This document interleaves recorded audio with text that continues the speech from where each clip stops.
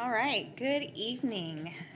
Today is Tuesday, August 20th, and we will begin our Board of Education meeting. Welcome back to our Board of Ed meetings after a short break, and welcome back from summer break as well. Okay, Tammy, please let the record show that all board members with the exception of Mr. McCoskey are present this evening.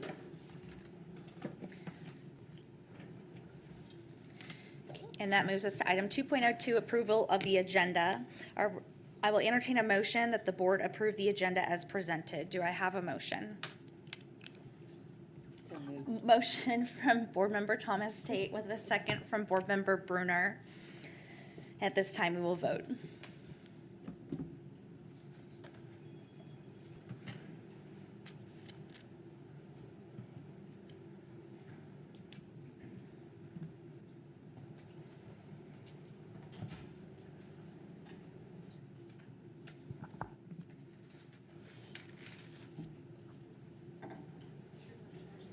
No, but I'm a verbal yes. I'll log back in. Okay, and the motion carries 6-0. Let me get logged back in. And Board Member Thomas Tate has been battling a cold and does not have her voice this evening, so please hang in there with us as she makes some comments throughout the board meeting. Okay. So every year, the board has to meet for a public hearing on the proposed tax levy. As required by Missouri Statute 67.110, the Board of Education is holding a public hearing on the proposed tax rates for the 2024 tax year. After the tax rate hearing, the tax rates will be voted on by the Board of Education. Deputy Superintendent Dr. Shaw will provide additional information. Well, good evening, Board. We begin receiving numbers from Greene County the middle part of July, and sometimes they get adjusted prior to this meeting, and that's actually happened in the last two times in the last week. And so we are hopeful that the numbers are final. Not a lot different this year because it's a non-reassessment year. And so the one thing that you're going to see a difference in primarily will be new construction, which represents approximately $57 million of new construction within our district, as well as you'll see that personal property tax went up about $50 million. And so that's the main difference of $107 million between last year's assessed valuation and this year's assessed valuation. We do have about $21.7 million of tax increment financing that is deducted from that particular overall assessed valuation. So you'll see this year's assessed valuation numbers are $4,861,484,856. Because this is a non-reassessment year, we do anticipate less new revenue, but you'll see also that the new revenue represents just under $4 million from the new construction and the personal property, and you can see the breakdown on that particular page. And because it's a non-reassessment, you'll see that the overall levy for our district had a very slight change of just over a penny. And so if you ask, well, how does that affect someone with about $100,000 worth value of a home? It's about $2. So their taxes are not going to change much at all because of this non-reassessment year. So are there any questions that you have for me prior to opening up the hearing? Any question from board members at this time? Okay, seeing none, we will open up the hearing to the members of the public, and members of the public are invited to comment on the proposed 2024 tax rates. Okay, seeing no speakers, tax rate hearing to the public is closed. I'll entertain a motion from the board that the board approve the 24-25 tax rate of 1.7923 cents for the incidental general fund, $1.4665 cents for the teacher fund, and 73 cents for the debt service fund, a total levy of $3.9888 cents per $100 of assessed valuation. Do I have a motion? So moved. Motion from Board Member Thomas Tate. Second from Board Member Mohammed Khani. And we will vote at this time.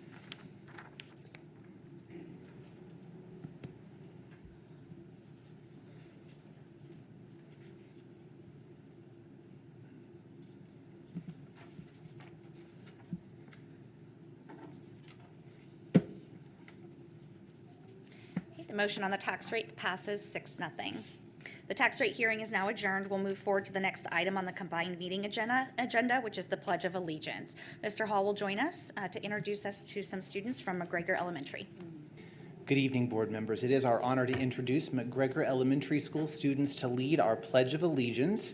Students, if you could come forward, please. Help us welcome Emmy Lou Sawyer and Azander Hargis.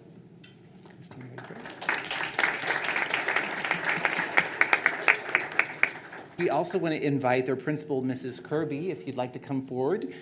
Please feel free to do that and join us at the podium. Emmy Lou is a first grader, Sawyer is a third grader, and Azander is a fourth grader at McGregor. They are siblings who are committed to good attendance, and tonight they are representing many other McGregor students who work hard to be at school on time every day. Last year, as you know, we set a district goal to improve overall attendance by 2%. These students helped us celebrate achieving that goal during Good Morning Springfield earlier this month. During the 23-24 school year, McGregor showed consistent improvement in attendance, averaging an increase over the previous year's attendance rate of nearly 4% each month.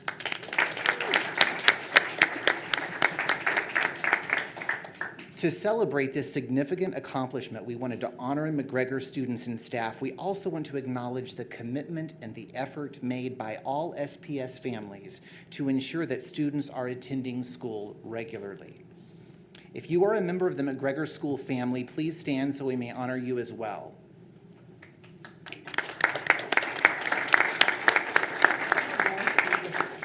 Thank you all and congratulations. And now we invite our students to lead the Pledge of Allegiance. If you are able to join us, please stand. And students, whenever you're ready, please lead the way.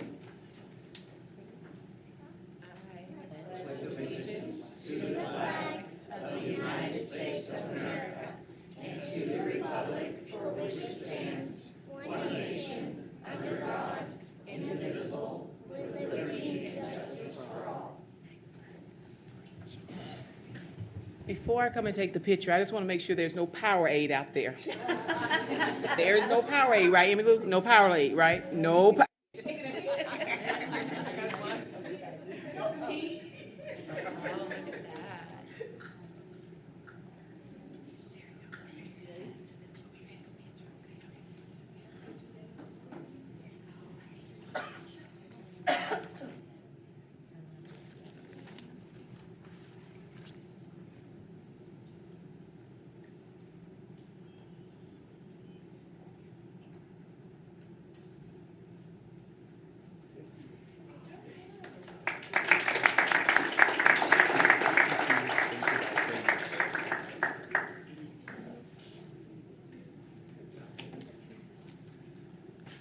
We will now continue with honoring excellence for the evening by recognizing our SPS purchasing team. As we start the new school year, we are pleased to recognize this department for its excellence and professionalism. The purchasing team recently earned the Institute for Public Procurement accreditation for quality public procurement departments. The purchasing and distribution team is with us. Would you please come forward?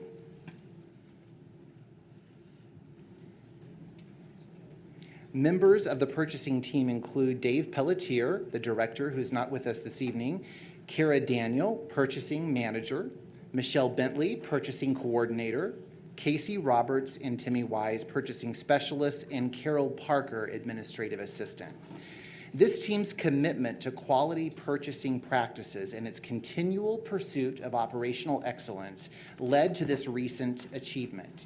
The SPS purchasing team is now one of only 45 current public entities across the United States and Canada, one of only 45 with active accreditation.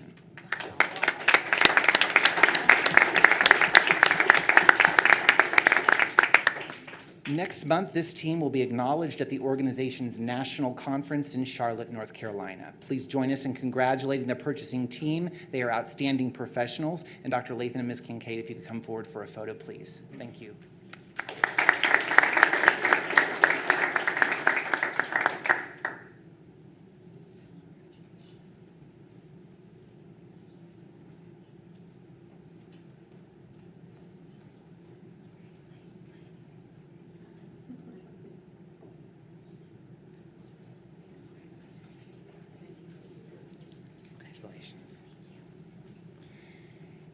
And that concludes Honoring Excellence for this evening. Thank you very much.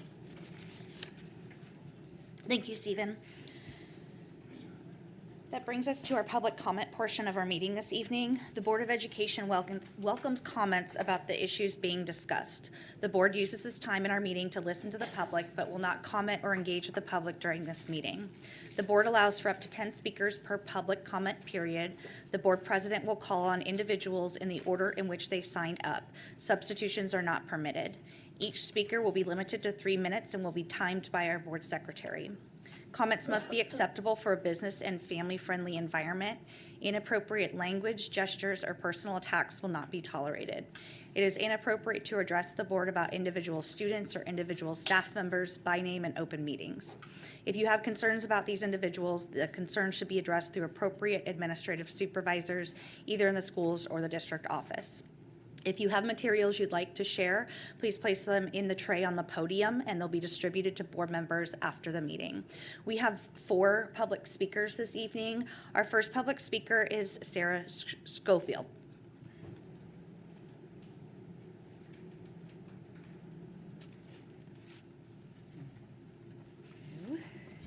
I speak in front of kids all day and I don't speak in front of adults. So, good evening. I'm Sarah Schofield, the Vice President of Springfield NEA and a member of the 23-24 Educator Bargaining Team.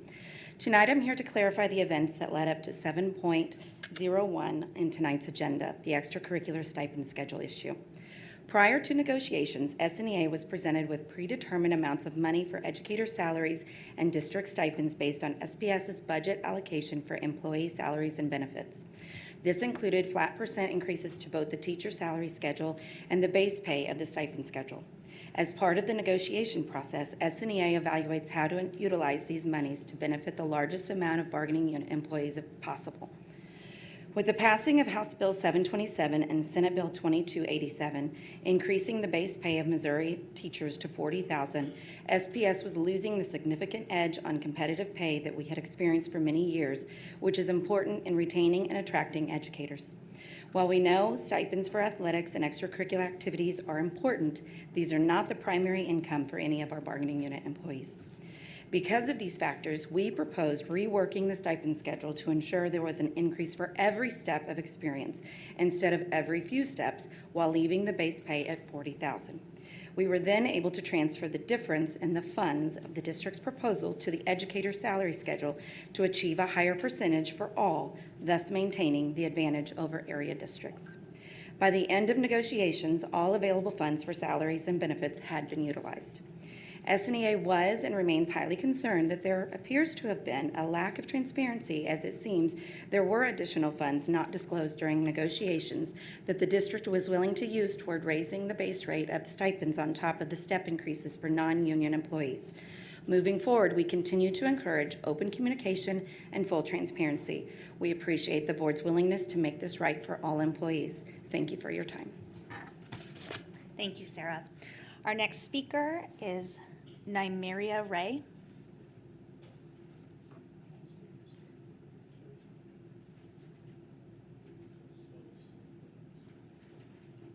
Did I pronounce your first name correctly? No, it's Nymeria. Nymeria? Thank you. This. Hello, my name is Nymeria Ray, and I'm an 8th grade Cherokee Middle School student. I'm FCCLA Chapter Vice President, and I truly believe middle school students should be allowed to attend national competitions. In my 7th grade year, I won first place at FCCLA State and qualified for the 2024 national competitions along with 10 other Cherokee students. We were unable to attend due to set restrictions. However, in my 6th grade year, I also qualified for FCCLA Nationals and was able to go. The 2023 national competition was held in Denver, Colorado, and offered many opportunities to create long-lasting memories and learn real-world skills. In 2022, Cherokee Middle School had 19 students attend FCCLA Regionals, 8 students qualify for state, and at state had 8 students qualify for nationals. Cherokee Middle School had 10 students attend the 2023 FCCLA Nationals and had 2 teams place first in their project division. Cherokee did all this in their first year of FCCLA competitions. Just think what we could continue to do as the club size expands and we learn more.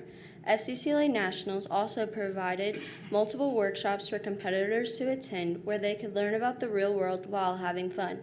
During Nationals, we were also able to interact with multiple people from many different states in the nation.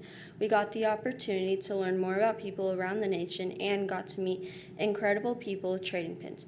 The national competition also allowed me and some of the girls in our chapter to create a bond we would not have without the trip. Not only did we create a bond among the girls, but with the advisor too. The 2023 FCCLA National Competition overall helped me expand my horizons, meet new people, change my view on topics, create a bond with students and advisors, and give me more ideas for things I can use at home, at school, and in my community, as well as provided long-lasting memories. This year, hearing the words qualifying for nationals, Cherokee Middle School, and knowing I couldn't take my work to the next level made my heart sink. National competitions provide ways to help responsibility skills and real-world experiences. National competitions provide many learning opportunities for middle school students and create bonds with students and advisors. In closing, I would like to add, we are not asking for funds or even staff a company. We are asking our district to approve us and our own efforts to fundraise for all SPS middle school national qualifiers and show them we believe. Thank you for your time and being here today. Thank you, Namaria. Our next speaker is Jean LaFaro.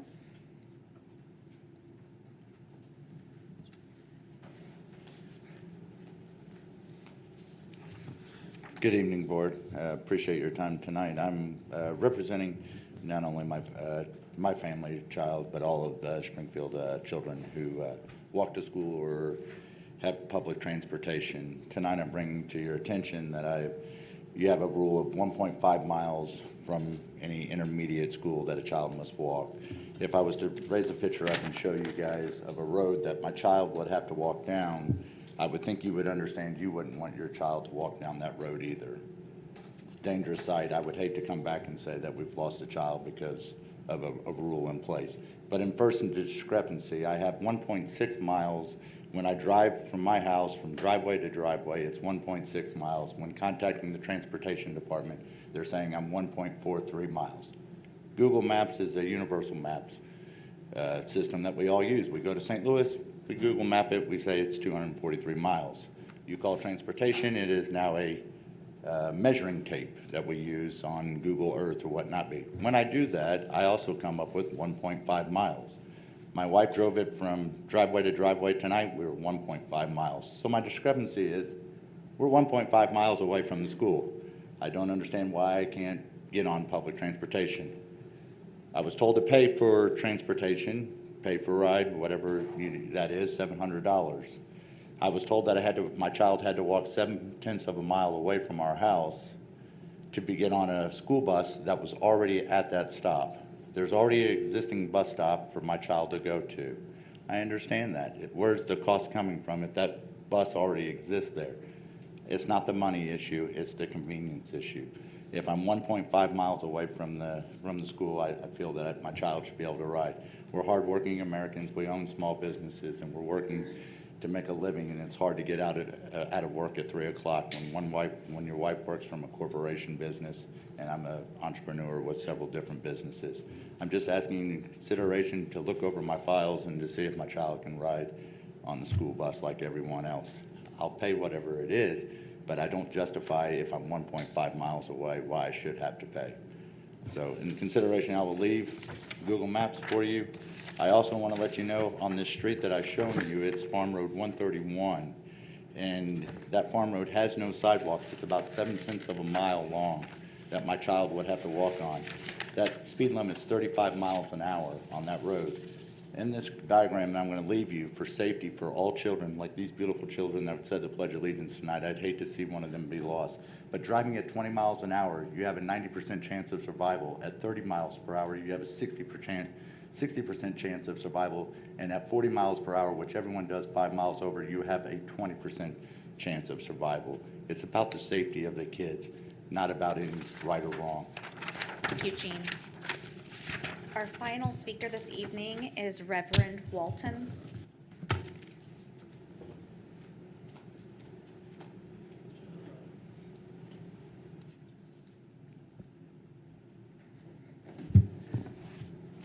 Good evening, board, and good evening, Dr. Lathan, Superintendent of Schools.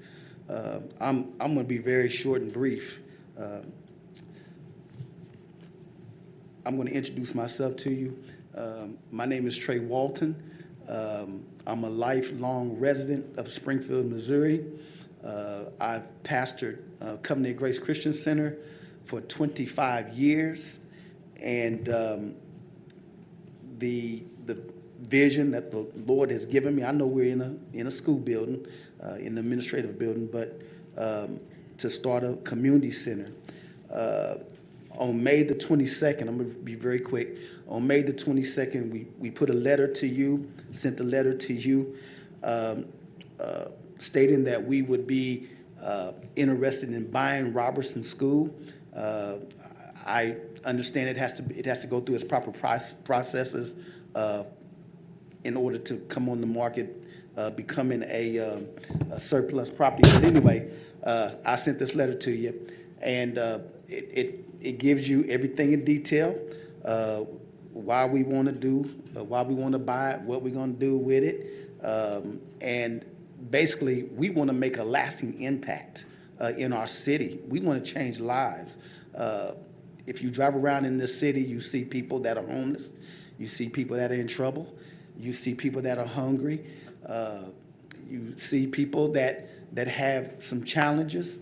And so in this center, we're going to be doing that. We're going to be dealing with not only children, but we're going to be dealing with adults as well, far as tutoring, far as the social side of things. But most importantly, amen, is that in order to be independent, you got to learn how to read, you got to learn how to write, you got to learn how to do all of those things to be independent. And so we want to change lives. And so I will be glad to make you a copy of this, and I will send it back into the mail to you to kind of refresh your memory. Thank you. Thank you, Reverend. That concludes our public comment portion of our meeting, which brings us to our consent agenda.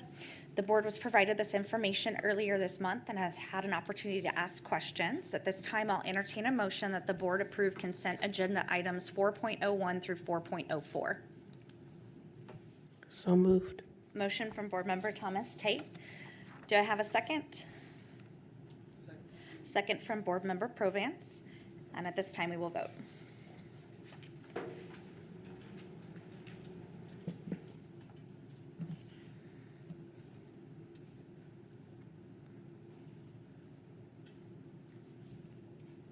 I'm a verbal yes. Okay. I was gonna say it keeps kicking me off. I got kicked off. Yeah. You take a roll call. Okay, we'll do a verbal vote. This is on consent agenda item. The motion is to approve consent agenda items 4.01 through 4.04. Aye. And the motion carries 6-0. That moves us to item 5.01, policy adoptions and revisions. The board was also provided with this information earlier this month and has had an opportunity to review and ask questions. We do have a board member request that board policy JG be voted on separately, so we will accept that one out and take 2 separate votes. On all the policies, however, is there any board member discussion or questions at this time? Yeah, I'd also like to make a request to remove BDC. BDC? Yes. BDC.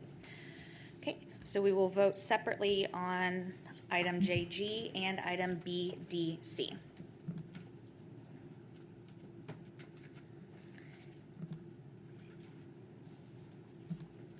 Any further board member questions or comments at this time? Okay. I will entertain a motion that the board adopt all policies as presented with the exception of policy JG and policy BDC. So moved. Motion from Board Member Thomas Tate. Do I have a second? Second from Board Member Muhammad Khani. So we will vote on this first motion. Do you want me to take a verbal? Okay. It did, okay. Mine came up.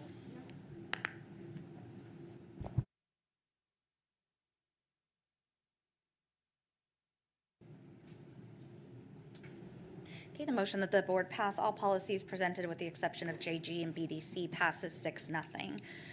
I will now entertain a motion that the board pass or adopt policy JG as presented. So moved. Motion from Board Member Thomas Tate. Do I have a second? I'll second. Okay, second from Board Member Brunner.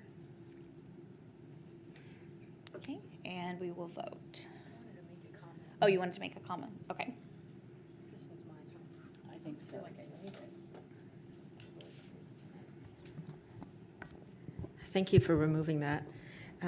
So I'm really happy, and I think it's good to see that our policy reflects what we actually, it's okay. I hate you, sorry. What we actually do in our current practices. But I can't personally support this because I feel that what it does is that it effectively cuts the board out of the policy. I feel that as board members, policy setting is really important, and we represent the public interest, and we work with the district who acts in the public interest, and I've always felt like that was a team effort. We work together to propose and advance policy. And in this case, I just have a lot of reservations. It's not so much the details of this policy, you know, the ABCs in the policy, but it's really sort of the overall gestalt to this idea that we're going to remove and vacate our seat. That makes me have reservations, and it makes me uncomfortable about it, especially in light of the fact that we pretty much adopt every single policy that comes to us from Missouri School Board Association. Why not this one? And I know that discipline issues aren't unique to us. Lots of districts across not just our state, but the country have some of the same issues. But I also see that the districts that have adopted the MSBA policy, in some cases regionally and maybe farther away, are doing a little bit better. And I'm not saying per se that it's the policy, but it's, I feel, keeping the board involved and giving us a seat at the table. So I just, you know, I personally can't support it, although I am glad that we have a policy that does reflect our current practices.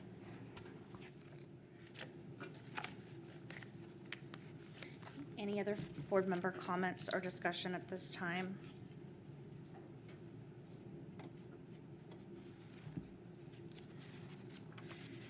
Okay, seeing none, we have a motion and a second on the floor to adopt policy JG, and we will vote at this time. Okay, and our board secretary is saying that we'll need to do a roll call vote on that. Board Member Provance. May I ask Oh. a question? Board Member Bruner has a question. Hold on. I do. I had asked Dr. Muhammad Khani if this is if this is the portion she's referencing. No, I'm actually the one who suggested to do Oh, that. okay. Then I'm confused. Well, because this will allow us to reflect what we are currently doing. But what I'd like to do is give us a seat at the table. So we can't say that the Board of Education has created the discipline code because we haven't. And we're not going to, because we rejected the MSBA proposition. Recall that one? I do. Okay, so this is coming to us, and I needed it to be factual. Okay. And that's what this is. But I can't support it because I would rather do with what MSBA suggested, which is allow the board, just like other boards, bring forward the student, this. Okay, so this was your suggestion, but it's not. Yeah, all these. Well, Okay. I just felt like we were at a fork in the road. We had to decide. Either our policy needed to reflect our current practice, which Right. this does. Good. Or our current practice needed to follow the policy that we had, which said that the Board of Education is involved. We had to do one or the other. Okay. So I'm not in support of the path we took. I would have preferred the other one. Okay, got it. Does that make sense? It makes more sense to me now. Okay. That yeah, thank you. Okay, we're going to take a verbal vote. What's the motion? Yep. So there's a motion on the table and a second to adopt policy JG as presented to the board. Okay. Board Member Provance votes aye. Aye. No. And chair votes aye. Motion carries 4-2. That moves us to our second board policy that we need to vote on, which is board policy BDC, which has also been requested to be removed from the other board policies.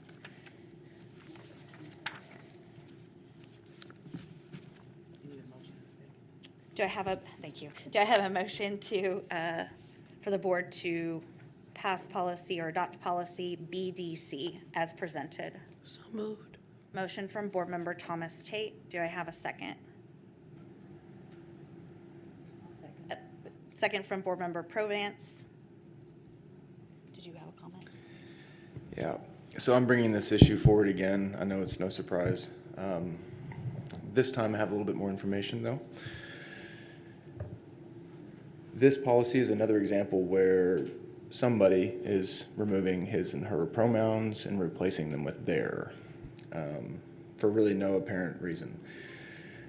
Other than the only thing I can think of is their, personal beliefs about how those words should be used.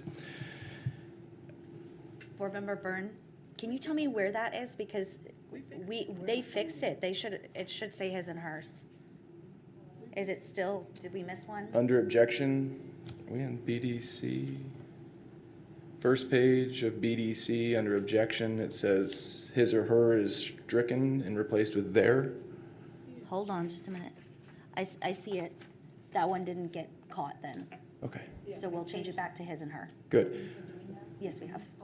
We changed this This round.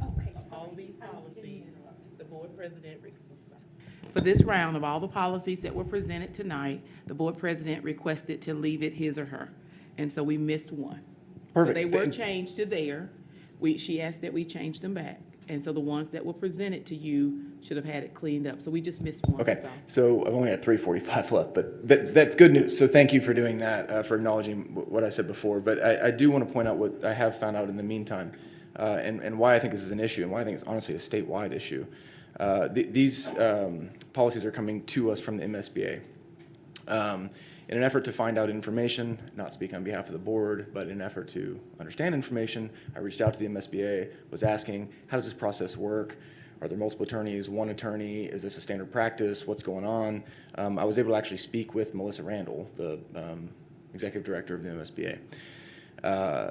Not surprisingly, this was not something she was aware of, but when I brought it to her attention and was asking questions, it was something that she was actually kind of concerned with and told me what she thought it was, which was there is something called the Style Guide, which is produced by the Secretary of State's office. The Style Guide for Rule Writers. It basically is a 20 or 30 page document that sets the expectations for how rules or laws should be written in the state of Missouri. And the MSBA tries to follow that as a matter of just legal procedure to make sure that they're writing technical documents correctly. So she thought it would be that document that was dictating that his and her pronouns should be removed and replaced with their. So in actually looking at that document, she was correct that it's addressed, but in that document from the Secretary of State's office, it says specifically, do not use they, them, or their as a gender-neutral third person singular. So the rules of how to write this are specific and should be followed. Someone at the MSBA is not. And we keep getting these. And we're not the only one getting these. Everyone in the state is getting these. So I appreciate that we took action on this, but I did want to call attention to it to say that someone at the MSBA, an attorney, is putting their beliefs over what the guidance from the Secretary of State's office actually is. Her beliefs. Did I say there? Yes, because it's on her beliefs. That's not there. What did you say? No, What did he say? Did he say his? Board Vice President Bruner and Dr. Lathan and I, when we had our board officers meeting, if you'll recall, last time this came before the board, we had quite a bit of discussion, and I think it was Dr. Thomas Tate said it doesn't have a difference legally one way or another, and so that's why we just decided it's not a hill that we want to die on, leave it as his or her. Because there are multiple style guides, and those style guides are updated periodically. And as they change periodically, and they go back and forth over time as language changes, because that's what language does. Language changes. But the style guide that the MSBA is committed to following, this directly is in conflict with. Can I ask a quick question of Mr. Byrne? He had, real quick. Have you had an opportunity to speak with Mrs. Randall at MSBA to let her know of what you discovered in the style guide for rule writers? Yes, we talked several times back and forth as we were trying to figure out I can talk to you about this later. what this was, but this was many months ago, and we haven't received additional policy revisions since then. So I was curious to see if this was something that she would address on her end and get corrected. So was this addressed on her end or our end? You can speak with Mr. Byrne afterwards. I have not spoken to Ms. Randall. Well, I'm just wondering, before these policies came before us, did the district go and change them, or is this how we receive them? So as I indicated earlier, MSBA sent suggested policy changes. When Vice President Bruner and I met during our board officer meeting, we said change it back because the board previously had indicated that Oh, they so wanted it did his or come hers. to us changed, and then you changed it back? You are correct. Okay, that's what I was wondering. Okay, there's a motion on the floor to adopt policy BDC, going to say with the correction that we've made to keep his or her there under the objection. Yep, so we'll do another verbal vote. Aye. Aye, and thank you for making that revision. Yeah, chair votes aye, and motion carries 6-0.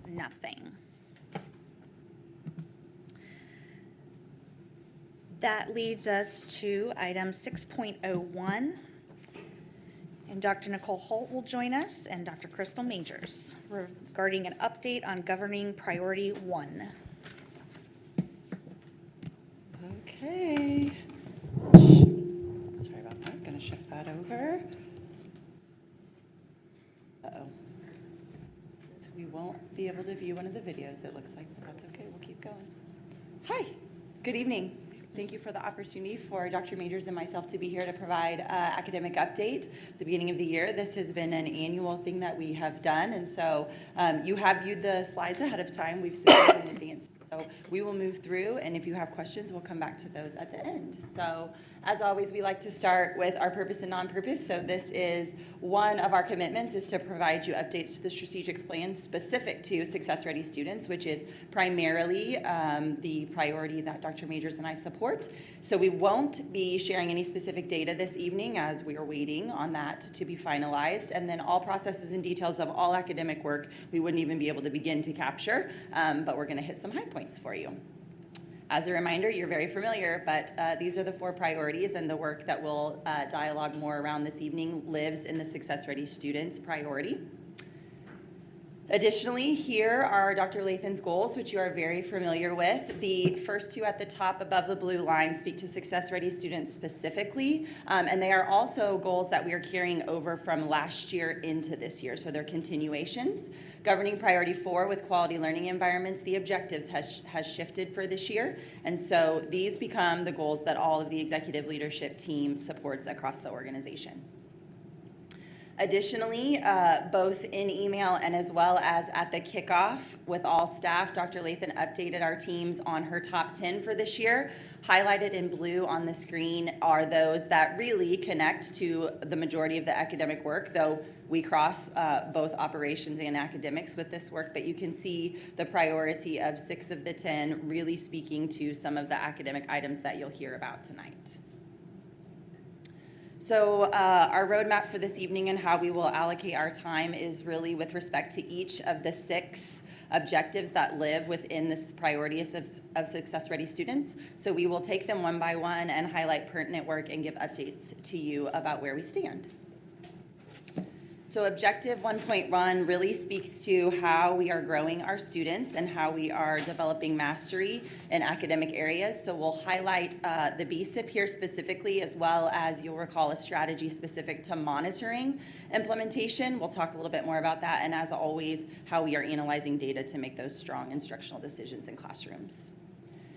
So here are the 3 academic priorities that we have outlined and shared with our academic teams. You'll notice that they are the same. We again are deepening our understanding and implementation around these 3 buckets, so professional learning communities, how we collaborate across teams and within our sites, as well as our high priority and focus on Tier 1 instruction. You are not unfamiliar with the basic elements of effective instruction and know that our curriculum is already designed in such a way, but this year is really about how teachers are then taking that framework and making it applicable to their classrooms with relationship to the students that they have. So we'll talk a little bit about what that looks like, as well as clarity of systems continuing to be a priority around our implementation of positive behavior support and intervention. And this is about deepening to the classroom level. So last year we did a ton of work with relationship to school-wide expectations, and this year we are deepening to the classroom. You heard us talk a little bit and saw in Dr. Lathan's top 10 about building school improvement plans. So what you see in the first 3 bullets up there is really the work that we committed to last year about how we design, and that design is specific and aligned to the strategic plan. What we heard from our leaders and what we saw as we were on campuses is that we needed to have a little bit more autonomy to what was happening within that campus. And so we've provided our leaders and site-based leadership teams with a menu of options within some of those priority areas for them to choose from, and help them identify what targeted learning teachers are going to need on the campus to support them with meeting those metrics. We also implemented a quarterly reflection, which is really around what plans grade level teams at our elementary are utilizing, as well as course improvement plans that you'll see that are specific to the courses at our secondary level. So we'll talk a little bit more about those grade level improvement plans. You can see a snip here, and I know it's small, but on your screen, hopefully it's a little bit bigger. What you see at the top is a snip from a grade level improvement plan. So think about a group of 3rd grade teachers coming together, goal setting around which essential standard their data might show a gap in with relationship to the students that they serve, and how they are going to support mastery for those specific grade level students. So you'll notice we have a strategic plan that governs the work of the district. We have building school improvement plans that govern the work of sites, and now we have grade level or course improvement plans that help narrow that down even smaller to the classroom level. The course implementation plan SNP is what's at the bottom, and that just looks a little bit different because in our secondary teams, they do that specific to their content area. So the process is the same. We're just asking them to do it within their ELA content or within their math content. So this is just another way for us to get the work down to the classroom level and allow our teachers and leaders to set goals that make the most sense for the kids in their grade level or the students they're serving in that specific course. Speaking of essential standards, we won't spend a lot of time here because at this point you're very familiar with those, but just a reminder that when we utilize and choose those essential standards, it is based on these 4 categories, and we are getting much more intentional with the use of data to support us with our first-time teaching, our reteach and intervention, and then our closest assessment. So what you see at the top is a snip that a teacher might be able to see in EduClimber of where their students fell with relationship to one of our formal assessments. So they can now see the data essentially for the first time teaching, whether that was a pre-assessment or it was part within the curriculum they had already learned a little bit. Then what happened when they retaught and how that data moved, and then their most recent assessment. So giving them additional data points to see how their targeted reteach or intervention is moving students towards mastery. The bottom snip highlights what a whole classroom might look like. So again, just the intentionality around the use of data to make in-time decisions in the classroom to support our students. Another piece that we're prioritizing this year, and you heard it in the academic priorities, is with relationship to lesson planning. So really, this conversation lives in these 3 buckets. We have clarified for our teachers over the last several years with relationship to what should be in a lesson plan, what should be coming to them from the curriculum. It will look this way in a classroom as you teach. But we've heard from our teachers and from our leaders that they do need a little bit more autonomy to adjust and have some instructional agility for the students that are in front of them. So we're now asking that evidence of pre-planning, the conversations they're having with their colleagues as they plan to deploy instruction in classrooms, that they're showing how they took the information provided within the framework of the curriculum, and they made adjustments to meet the needs of the students in their classroom. So our leaders are looking at those lesson plans. They're being either shared electronically or they're available as leaders walk into classrooms so that we can see how is that instruction being deployed. Is the teacher showing evidence of being pre-planned? And then how's it going? So that conversation around instruction is deepened and is richer because we have the opportunity to see what they planned, see what was delivered, and see the outcome that it had on students. So those conversations live between our teachers and our leaders, as well as within their PLTs. So this could look like teachers bringing lesson plans that they're getting ready to deploy in a classroom to a PLT, talk about how they think that might be effective, or come back together after a lesson that was either successful or not successful and talk about what they did and what worked and what didn't. So this is really about intentionality, it's about the instructional conversation, and it's about preparedness to deliver quality instruction. Also highlighting for you, again, not new, but just want you to be aware of how our academic language continues to be deployed. We are asking that the learning that's occurring in classroom be posted and visible to our students and to our teachers.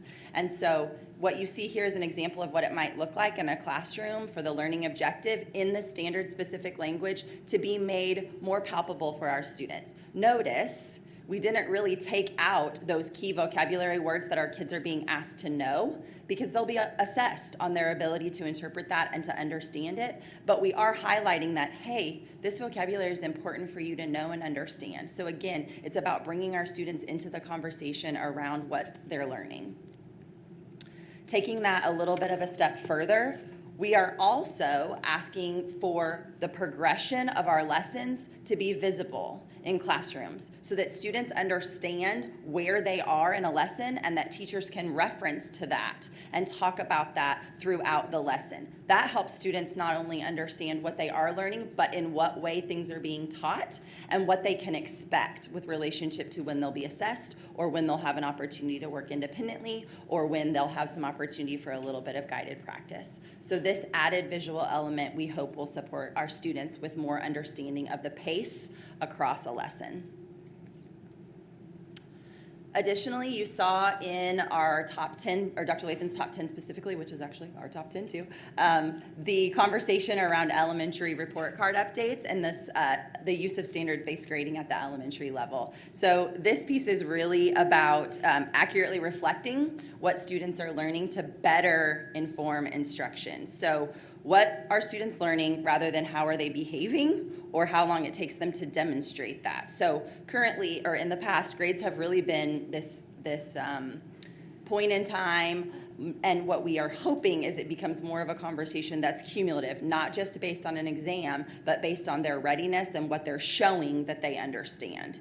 And so I think an example is always better than maybe an explanation. So what you see at the top is a current snip of what our grade card will look like moving forward. So this is just a part of it, not the entirety, but you can clearly see what is listed there, the standard, with relationships to each of the quarters listed across, and then what the student demonstrated their mastery to be. Just as with our prior report card, if the content area hadn't been taught, or that specific standard hadn't been taught yet, or they hadn't had exposure to it, you would see an NA, which is what we've used in the past, no difference there.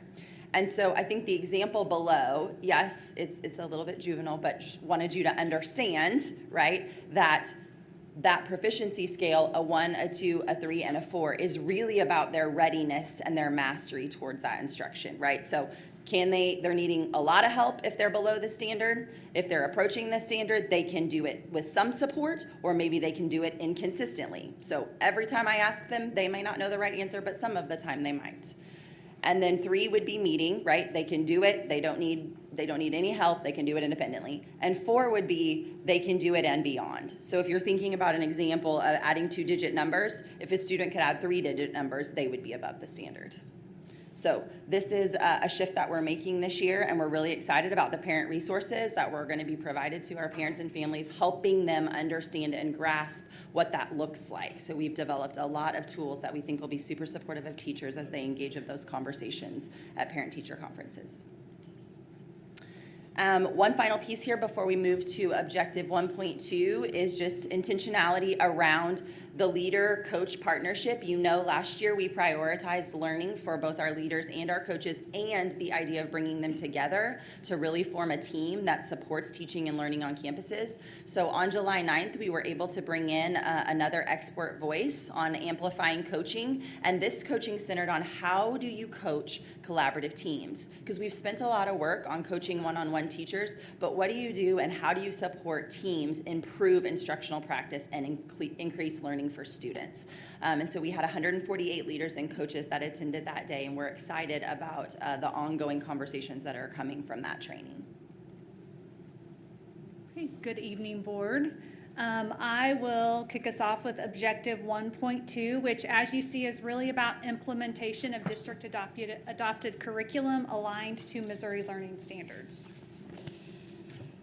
So in June, we brought to you many updates, and you're going to see a lot of things that we shared then that we were going to do. You're going to see that those were deployed this summer.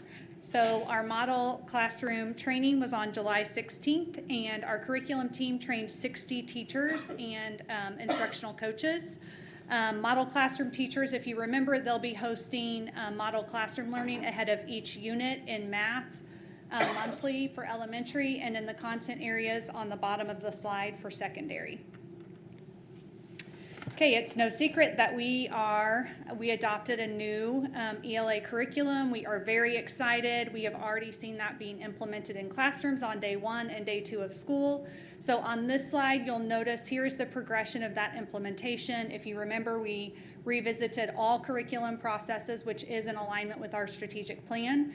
And so we really focused on making sure that teachers were ready for implementation. So here you see in April, leaders and coaches were trained. In May, teachers received training, and all teachers went through a learning module in their PLTs on their campuses. And then throughout the summer, teachers attended sessions, and then additional sessions were offered in August. And then in September, the curriculum team will be hosting 4 optional trainings that will be offered after school for teachers who want additional learning. Okay, here you see the standard implementation guide. So the summer leaders and teachers were introduced to this document, which is again aligned with our strategic plan. And it really outlines teacher and student actions during each component of a lesson. So the purpose of this document is to really help leaders when they walk into a classroom and guide support, feedback, and coaching that they'll provide to teachers throughout the lesson as they're observing. We are really excited because this summer we kicked off our first annual Leader Curriculum Academy. We had 102 leaders who attended 2 full days of learning that centered around implementation of high quality curriculum, the resources that are aligned with the Missouri Learning Standards. Leaders were able to experience a model classroom, and they calibrated around how to provide feedback and support to increase alignment across the system. Within that curriculum academy, the last afternoon really centered on a data dive for leaders. So leaders engaged in learning around our DCAs. There were adjustments that were made based on feedback from teachers. They also engaged in how to create the 3 topics listed under EduClimber so that they could be utilizing that data throughout the school year. And then leaders did have access to our 2024 MAP standard specific data, and they dove into that, and they were walked through a protocol that they will then deploy with teachers within the first month of school. Teach Forward, we were excited. We shifted Teach Forward. If you remember, we offered 65 sessions throughout the summer.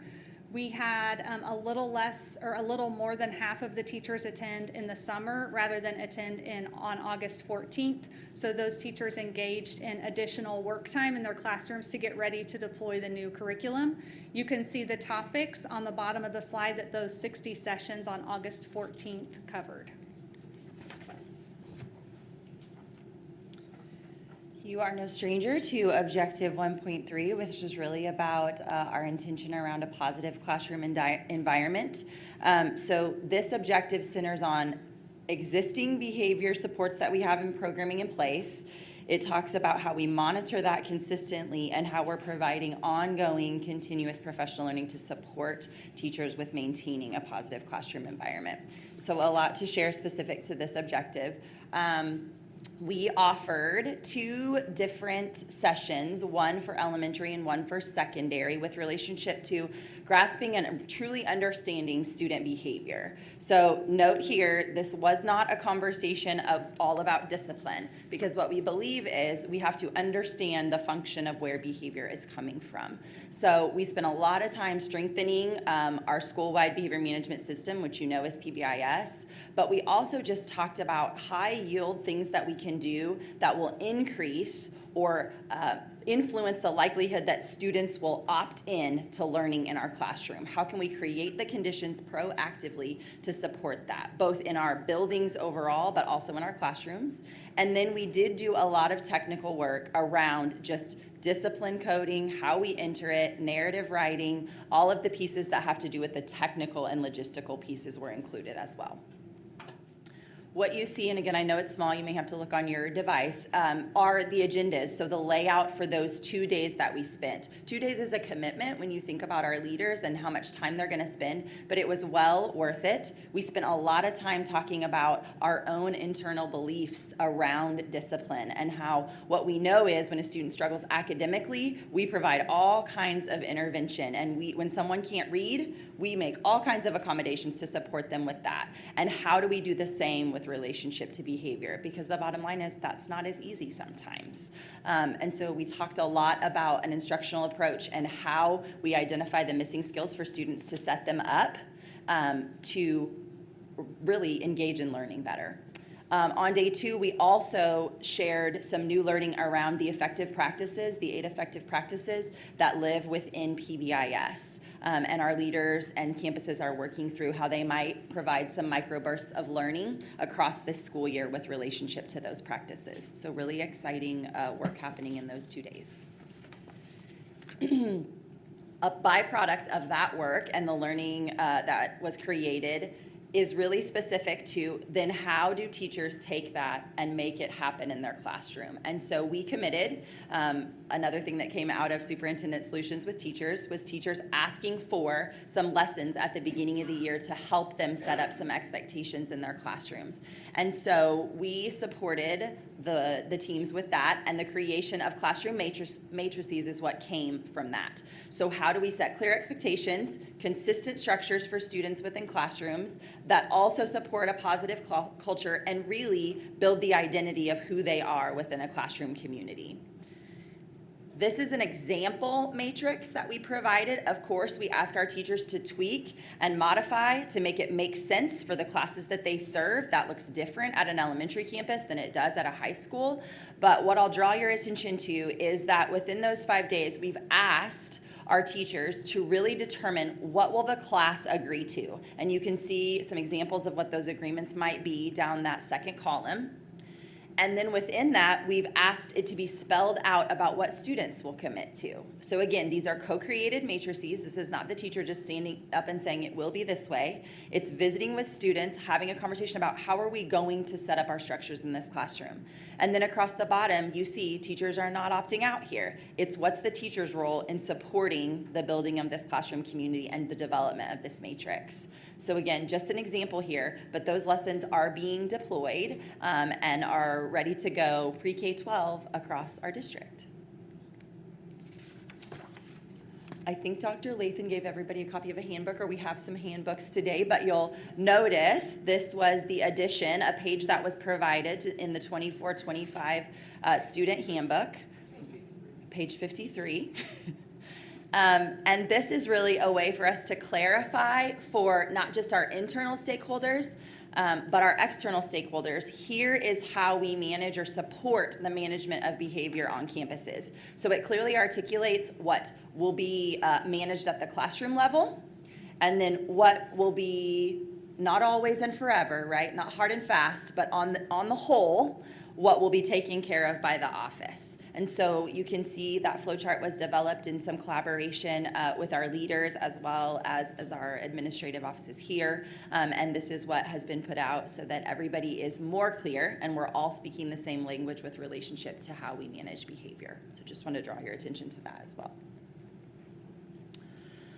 So we are very excited about the opportunity to partner with our focus room staff, whether that be our paraprofessionals, our behavior interventionists, and we included our ISS teacher teams as well in this training, and really laying a groundwork and foundation for when a student is sent to these spaces, how do we engage with them and what is the purpose? What is the intention when students access or utilize the focus room or are spending time in ISS? And we believe that it's about resetting, it's about reflecting, and it's about returning with reteaching. So how do we make those same pieces of missing skills with academics flow into the processes we use for behavior? And so we trained 87 paraprofessionals, behavior interventionists, or ISS staff last week, as well as over 200 special education paras as a portion of their training included this work as well, to really set the standard for what is the environment going to look like in those spaces, how will students visit that, how will people call when they need assistance, what communication will we keep, and then what data will we track? So this is the first time we have dipped down to this level to provide intensive training to support, but we recognize the need and we are excited to engage with these leaders. As we've been on campuses this week, this has been a conversation that's come up. We have been engaged by several focus room staff that have said, thank you so much, this is so supportive, we all are speaking the same language, and so we are excited to offer the opportunity. We have continued providing training for our substitute teachers as well. 33 substitutes have been trained to date, just giving them some foundational information around what does PBIS mean, what's the impact it has on student behavior, and the practical strategies that they can use as they walk into classrooms across our district. What are those universals that work no matter what building you show up at, no matter what grade you're going to support and substitute in, and just what's that language they should be using. So we offered that opportunity again this year, and we'll be doing another training in December as well as in the spring. And as we continue to commit to supporting the need of understanding student behavior and developing systems that really support our students who struggle, we will be partnering again with the authors of Behavior Solutions. They will be with us here on site in SPS September 10th and 11th. 2 staff from each campus. This will be beyond the staff that attended last year, new staff that will come to help really carry that work back to the campus and give the leader partners to plan with and collaborate with when we think about creating solutions for students who really struggle with behavior. Okay, objective 1.4 focuses on reviewing programming to ensure equitable access to opportunities for all students across the district.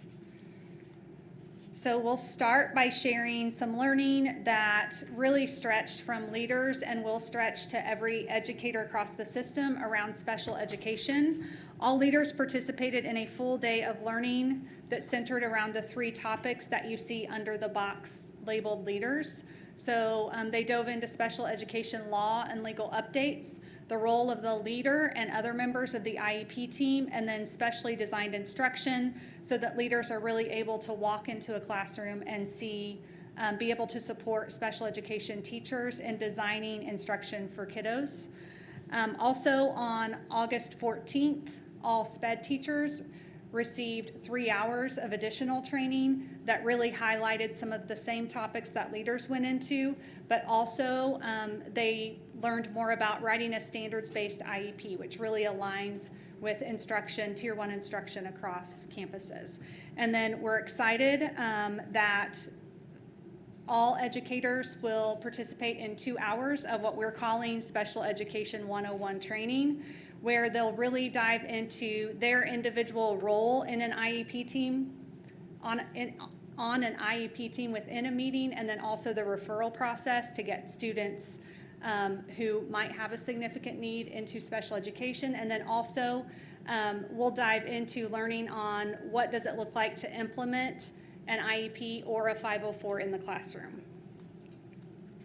Okay, here you see additional special education supports. Last year, at the end of last year in June, I think we shared all of these updates with you. We're excited that the service model is in place. Both directors, both K-5 and 612, have been seen across campuses providing additional layers of support just in the first 2 days of school. If you recall, we also added an instructional coach that is dedicated to special education teachers. They will really be crossing campuses to provide support to first-year special education teachers at the K-5 level. In addition, we added 3 elementary and 1 middle school intensive support classrooms, and then multiple emotional behavior support classrooms across the district to support the needs of students. Our Future Educators program is continuing to grow as 9 future educators recently entered the program. Through the program, teachers receive the supports they need to become certified educators and a successful candidate for teaching positions at SPS. And I'm excited to share that 5 of our future educators have been hired to work for SPS, which is really, really exciting. And one of these students was in my kindergarten class, Caitlin, right there in the middle. So super excited for her. Okay, another really, really exciting announcement is our English language development team will be implementing a new program model this year that we are really excited about. You'll see I won't go real in depth with each level, but what you'll see on this slide is really 4 levels of support that will be provided for our EL students. So at the bottom, you'll notice that our ELD specialists have partnered with our curriculum team to integrate ELD supports into the district curriculum. We know that our ELD learners spend the majority of their time with their general education teacher. So when those supports are embedded in Tier 1 instruction, they support all students. We also will be providing Tier 1 support in buildings. We have specialists that will be specifically crossing campuses across the district to provide intentional support to teachers in implementing that Tier 1 ELD support for students. So they'll be modeling and coaching. And then we are announcing we have newcomer supports that will be deploying a newcomer academy, which I'll show you on the next slide, but they will be really the connection between the newcomer academy and the ELD department and sites. So students will be receiving direct instruction through what we're calling the newcomer academy. So here you'll see the details. The guiding principles behind the Newcomer Academy is that we really want to embed those language-rich practices into Tier 1 instruction, which we've been able to do and will be able to do in more depth across all content areas this year with those specified to specialists. Basically, the way the program will work is that our ELD students will attend at Sherwood and Williams for elementary 2 days a week. They will attend the Newcomer Academy for 3 hours on 2 separate days. In middle school, they'll attend 1 day. There'll be 3 specialists at each site. And what we're really excited about is that riding a bus is a huge learning opportunity for our students. So our specialists, we're excited to ride the bus with the students to the ELD Academy, because we want to take advantage of every single minute that we have with those students to further provide experiences to build their language knowledge. We'll also be offering additional learning for staff in implementing language-rich practices within Tier 1 instruction. Okay, objective 1.5 really centers on high-quality professional learning. You've already heard a little bit about that, but we're going to share just a little bit more. Lead Forward is one of the annual events we provide right at the close of this school year. It is for all of our principals as well as their guiding coalition team, which is the team that they really utilize to help support them with instruction and teaching and learning across their campus. So those 2 days were May 29th and 30th. We had several solution tree authors with us. In addition, districts from across the region were given the option to attend as well. And so we had some of those present for those 2 days as well. These are the topics that we really spent a lot of our time in, and we're continuing, we've been asked to partner and continue to partner and offer this amazing learning for another district as well in the coming years. So good things happening, and our regional partners are wanting to learn with us as well. So here is just a recap. We've talked about, I think, at this point, each and every one of those, except for the leader divisional kickoffs that occurred towards the end of July. But you can just see the cadence of summer learning that we provided for our leaders here as they walked across July and really stepped into August to support things happening on their campuses, starting with their coach partnership, moving into really rich learning around curriculum, special education 101, the 2-day behavior training, as well as kickoffs with their executive directors. To the same tune, we've continued to provide summer learning for our teachers as well. 33 options were provided. Here you can see the variety of topics that teachers could come and engage on. We also had Curriculum Academy was offered this summer, and teams of teachers were focused specifically on writing and revising curriculum to continue to assure strong alignment to the Missouri Learning Standards. And again, Guiding Coalition members attended Lead Forward, but sometimes in those 2 days, you just need a little bit of time after to go back to your site and say, all that good learning, what's it going to mean for our school? And so we gave them a couple extra hours to do that and really set a plan for professional learning on campuses for the coming year. One of our favorite days is the day that we welcome our newest educators to SPS. Again, this year we welcomed over 200 new educators. You can see a little bit about how they spent their time that day. Obviously, they had some intro and welcome from district leaders, but spent a lot of time in curriculum instruction, laying a foundation for how we teach and how we learn in SPS. Model classrooms was a part of this. You know the priority and importance we're placing on seeing what it looks like to see quality instruction happening. And then they will continue to receive those campus supports that we're required to provide, not only by the state, but even beyond the additional supports we provide in SPS for our newest educators. Our annual Learn, Lead, Succeed, which is our essentially senior leadership, as well as some of our assistant principals and coordinators come together to attend a 1-day kickoff.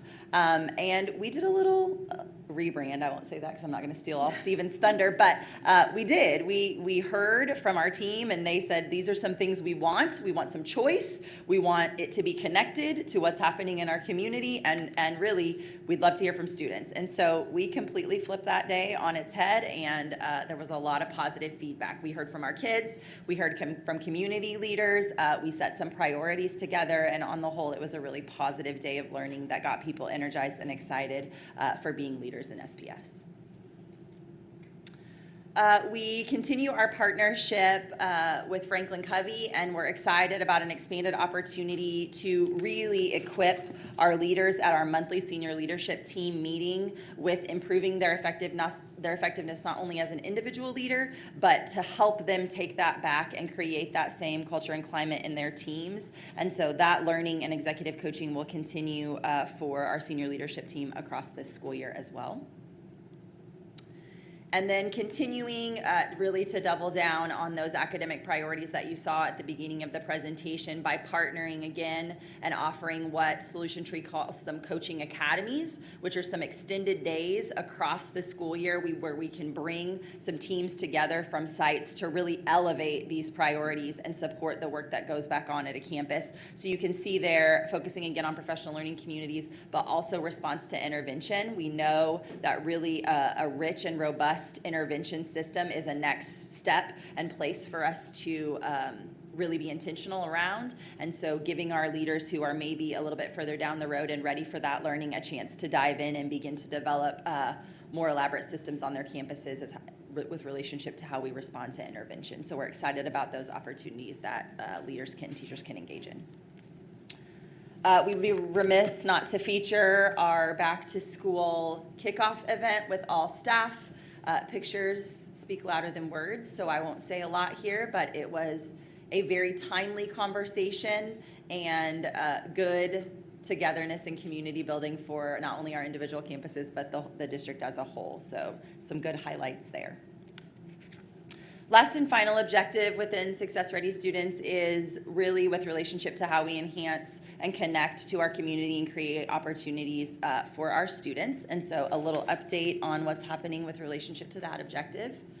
So again, in 2023, we increased our opportunities for students through Academy of Exploration and Ag, but going into this year, we'll be adding 4th grade, 50 more students to AOE, which would mean both the Academy of Exploration and Ag Academy are serving students in grades 4 through 6. And even though it happened close to the beginning of last year, just a reminder that we have a brand new campus for Academy of Exploration located just across there from Hillcrest, and students are engaging every day there in really rich learning opportunities. Expansion for virtual, just a continual reminder, we did exceed our enrollment goal of 1,200 students with relationship to Launch Missouri Workforce by almost double. So we are excited that the governor continues to allocate that funding there so that we can engage in new pathways for our students. 2 new ones to feature: global logistics and biomedical science were added into those pathways for this coming year. And we are working on offering some exploratory programming specific to middle school students so that we can begin to take that exposure down to the middle school level. Just a reminder, we are fully recognized by DESE as an approved CTE program virtually in all pathways, and we have the first ever in the country virtual FFA program happening here in Springfield Public Schools. So pretty cool. Some big statistics for you when we think about our career and technical education pieces. So just a little over 1,300 students last year were affiliated with a career and technical student organization. We had over 381 industry recognized credentials that were earned last year by students, and 14 new career and technical education programs being offered to students, 9 of them virtual and 5 of them seated. So excited about that work as it continues to be deployed. Many of you were at the Volt Credit Union opening, but I wanted to update there to let you know first student transaction happened in April. You can see it there in the post that was live on Facebook, but we're excited about that opportunity that was expanded to our students at Hillcrest last year. And the sad part here is I don't think you're going to be able to play it, but we'll see. Yay!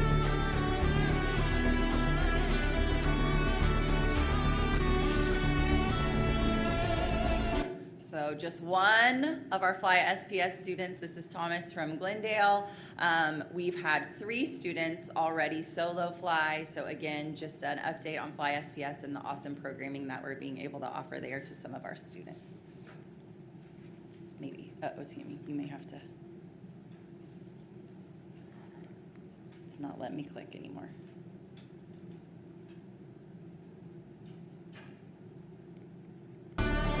Nope, there we go.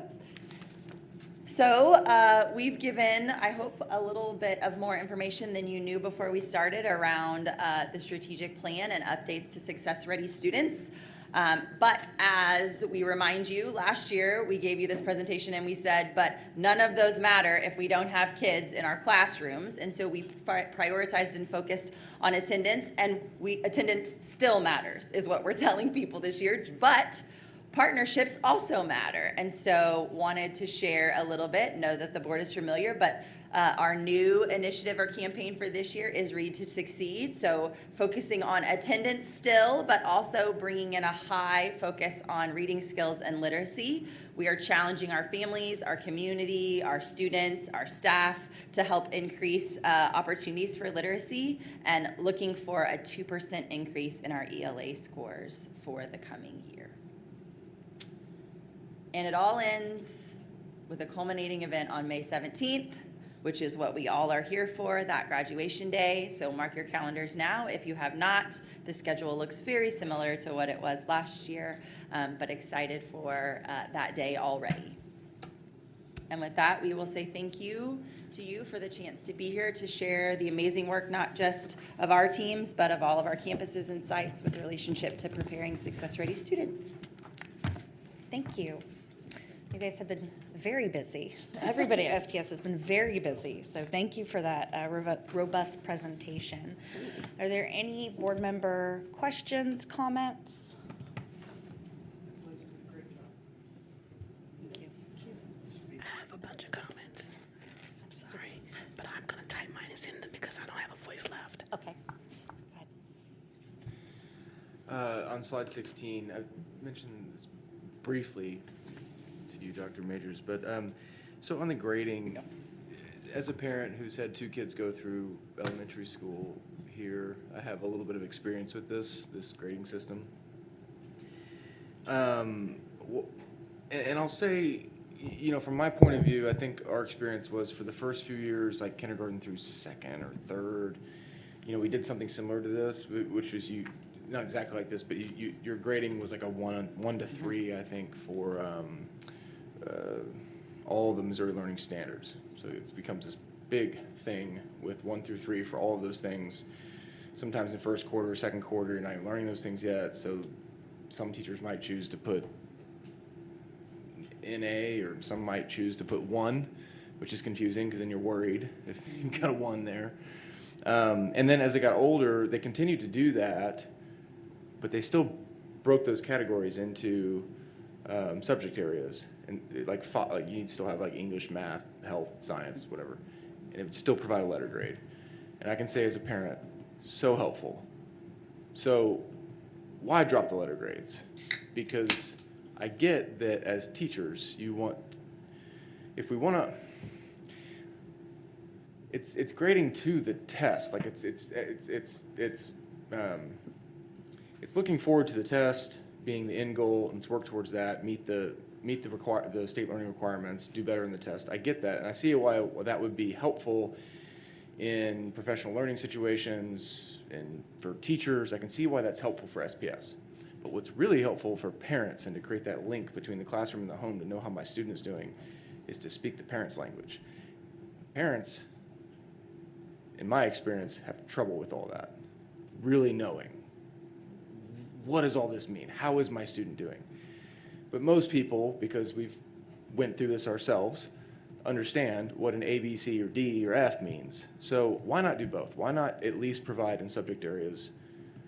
Go ahead and do all the other stuff, but in subject areas so we can communicate with parents better, provide letter grades. So the idea is that we provide a clearer picture to you of, so say we did continue to use the letter grades. So when we communicate a letter grade, you don't really know how your child earned that letter grade. So it could be a combination of how they performed on a test, how many assignments they turned in. And so the idea behind standards-based grading is that we can communicate exactly how your student is performing on the standard. So instead of grading behavior, so you may have a son like mine who is very unorganized and spends time in tribe time making up assignments. So instead of him being graded on his behavior and responsibility, which there is a section for that on the report card, he's graded for his actual knowledge of the standard. Yeah, but why not both? Why not both? You're providing the language that teachers find helpful, and you're providing the language that parents find helpful. My question isn't why are we doing the 1, 2, 3 for the 4 for the state learning standards. Why are we dropping the letter grades? So the goal is to do a better job of communicating. So it's also DESE's recommendation, initiative from DESE. A lot of districts around us are shifting to competency-based learning. And so one of the things that we did is when the curriculum team really, I mean, we have been, I think, asked, one of the things we have heard from teachers is, why does the report card not align with what I'm teaching? So I'm teaching the standard, I'm assessing the standard, that's what should be reported on the report card, instead of going and adding up the number of assignments that were completed, because we have listening, speaking, behavior skills that we grade, but really we want to communicate to parents so that you can help them at home. So for instance, I taught kindergarten, so one of the initial things on the report card is counting to 10. And so if a student can rote count, that's something I, as a parent. Sorry to interrupt you, but there. Oh, no, go ahead. These aren't rules I created.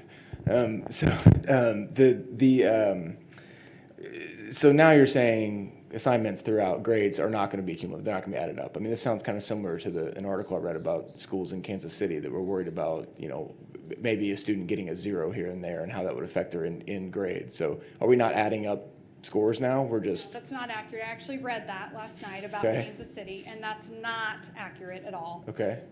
So no, students will get a grade based on where they are in mastery towards the standard.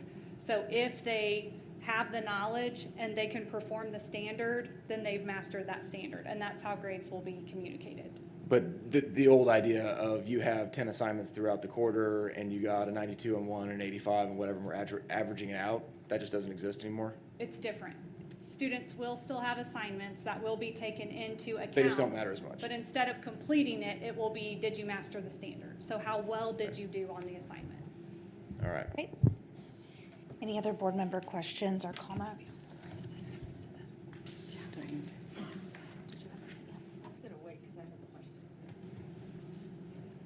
Oh, okay. Did you have anything? Judy, did you have anything? Well, thank you. I had just taken some notes down of things that I thought were really just exceptionally good about it. And the whole PowerPoint, the presentation's very good, and I do appreciate that. I really appreciate the substitute training. I know this is the second year of doing that, and that just can't do anything but help. The formula for a good lesson plan, there really is a science behind teaching, and there's a formula for it, much like order of operations or scientific method. I mean, there's an order to it. And what I saw on the screen is what's being taught at the universities. So it's closely aligned with what the universities are recommending in terms of a lesson plan format and what they'll be expected to do in Springfield Public Schools. The only concern I have with that, and I think I've expressed this before, but I trust you all to take care of it, and that is I don't want teachers' creativity to be stifled in any way. The best teachers are very creative, and sometimes those creations come about, yes, they need to be intentional in terms of their planning. I get all of that. But sometimes things will come to you, and I don't want teachers to feel like their creativity is being stifled at all. But all that said, there is a formula for teaching, and I'm glad we're sticking to that because it does align with what universities are doing now. So I had written down to Board Member Burns' comment that this whole idea of the standards-based grading is going to take a lot of learning from a lot of people, and I do think it'll be a climb for a lot of people that are more used to what he's described. But I will tell you, you can skew grades any number of ways. What might be an A in my classroom doesn't necessarily be an A in somebody else's classroom, and I can design an assignment that's easily completed, and so you get 10 points on that, and somebody else has an assignment that's harder. So it's not as simple as it sounds, although I do appreciate what you're saying about let's make this understandable and make sure that people really know That's the key. Yeah. Communication to the home. Yeah, I agree. The parents can understand it. Yeah, I agree. I agree with that. And that's going to take a lot of prep and a lot of patience on the part of the teachers to communicate that, and not only for them to communicate to teachers, that's what this all means, although this won't be new to teachers, but how to help parents understand what it is. What they're describing really is more informative to me as a parent in terms of, but I'm not diminishing what you're saying, Kelly, but it is more informative. I like the idea of what I wrote down was Behavior Solutions Workshop. Good for you. I like the way that sounds. Special Ed 101, that sounds good to me too. I love the future educators. I had some of them in class this summer, and they're outstanding. Board Member Provance will remember this. Some of this sounds very familiar to much like the Coalition of Essential Schools back from Parkview High School days many years ago. So, kind of what goes around comes around, but good ideas tend to stay and resurface, and that's what I see here. And I love the fact that Learn, Lead, and Succeed had students there. Yeah. That's who we need to be listening to, among others. The end. The end. We have been, and we can provide the board a copy of some of the draft resources, but we anticipated and knew that though there was a committee that was working on this, that our real priority should be on how we're going to communicate that to families in a way that is accessible to them and is easily understandable as they're holding a grade card in front of them. And so we've done that work, and we're excited about being able to talk to teachers about it and having parents understand better where their students are academically. I was excited about your behavioral, the discipline policy, and how teachers have worked with the students, and they're setting up very clear expectations of behavior and all the steps. 5 days of training, I love that. And so when will you start getting some feedback back from teachers, from principals, from schools, and kind of looking at it, are we moderately successful? Are we overwhelmingly successful? When do you ladies expect to get some feedback on your discipline policies? So our executive directors, as we think about their visits on campuses and into classrooms with principals, one of the pieces that they monitor is the implementation of PBIS. And so being able to say, when I was on campuses and I saw this and I talked to these people and here's what we're hearing. But I do think, to your point, a more systemic way for us to ask the questions of those that are the end user of what's been deployed could be also exceptionally helpful. So being able to find a way to hear outside of just, this is the training we provided and here's the feedback we gave you at that moment. This is the training we provided and I went and implemented it. And we can do that through our Kick Up platform to all those that attended if we wanted to. Yeah. Board Member Mahomkani. Couple of comments and then a bunch of quick questions, and if we don't get through them, I'll just come by later. Okay. Okay. So like Mrs. Provance said, I am really looking forward to seeing the results and the impact of the common language and the practices around PBIS, and especially what this procedural emphasis will bring us. I also was really happy to hear about the words instructional agility, because we know that you go in pre-planned, but then in the moment, like you said, it just happens. And so you want that balance of, you want to be faithful to the curriculum, but you need flexibility because the students aren't little robots, right? Okay, questions now. This handbook, other than the cell phone policy, are there any significant changes? Do I need to go reread this? Okay, so that chart got put in there, so that's good. But otherwise, because you did mention that you met and you looked at this and that and you rewrote this and that, but you didn't rewrite this. No. You rewrote other things? The only shift to the handbook was the addition of the information at the front, the addition of the behavior management process, and then the information around cell phones. Okay. That you've already seen. And then if you can go to slide, and yeah, I really appreciate the emphasis on SPED training, but I believe it was slide 36. I can't see those numbers, can you? The emotional behavior support classrooms, the 2 elementary, the 1 middle, so that's at Old Sherwood, and then the high school studi. Is that what that is? No, so we added additional. So we added an EBS classroom at Sherwood, and also at Disney Elementary. Oh. And then we also added one at Pershing, Jarrett, one was ISC, one was EBS, and then Parkview. So that's in addition to the intensive support classrooms. Yes. Those are 3 other elementaries and 1 other middle school? Yes. Okay, so they have different names, they're slightly different, but just providing help for kids who need additional support. Yes. Okay. I'm gonna have to ask you later what the difference between those are. Okay, I keep going. On the ELD, this is love what you're doing with SPED and ELD, that's another good one. I think that's slide 39. Okay, so in terms of logistics, at first I didn't understand what you meant by 3 specialists at each site. So it's at Pipkin, Sherwood, and Williams. Students get at Sherwood and Williams 2 days a week, 3 hours. So is it just for the Sherwood and Williams students, or are we bringing students from other schools there?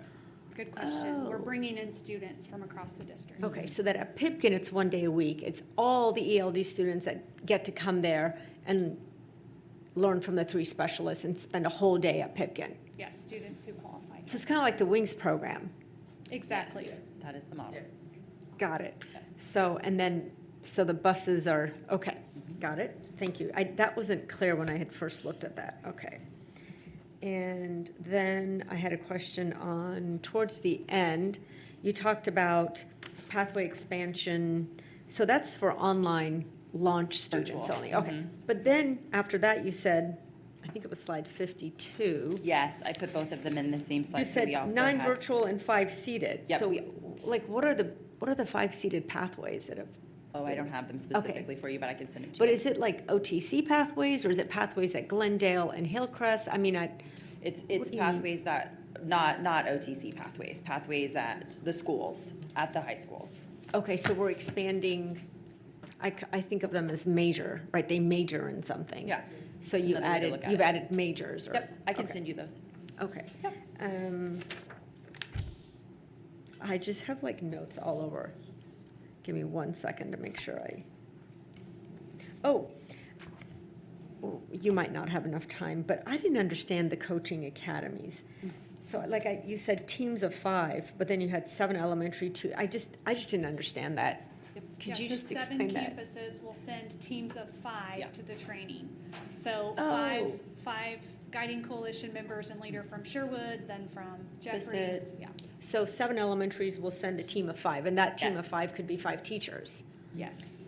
Okay, and they go and learn how to be better coaches. They go and These are learn how to coaches? deepen understanding of professional learning communities or how to talk about response to intervention. So how they these are can start. coaches or teachers or everybody? It's called a coaching academy, which is confusing, but they're Okay. learning more about PLT. Yeah, or learning more about response to intervention. That's just the name that Solution Okay, Tree so it's gives the everyone, academy. all sorts of people. Yep. Not just coaches. And the Yep. goal is to, response to intervention means behavior or academics?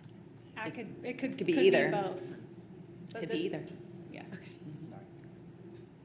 Got it, thank you.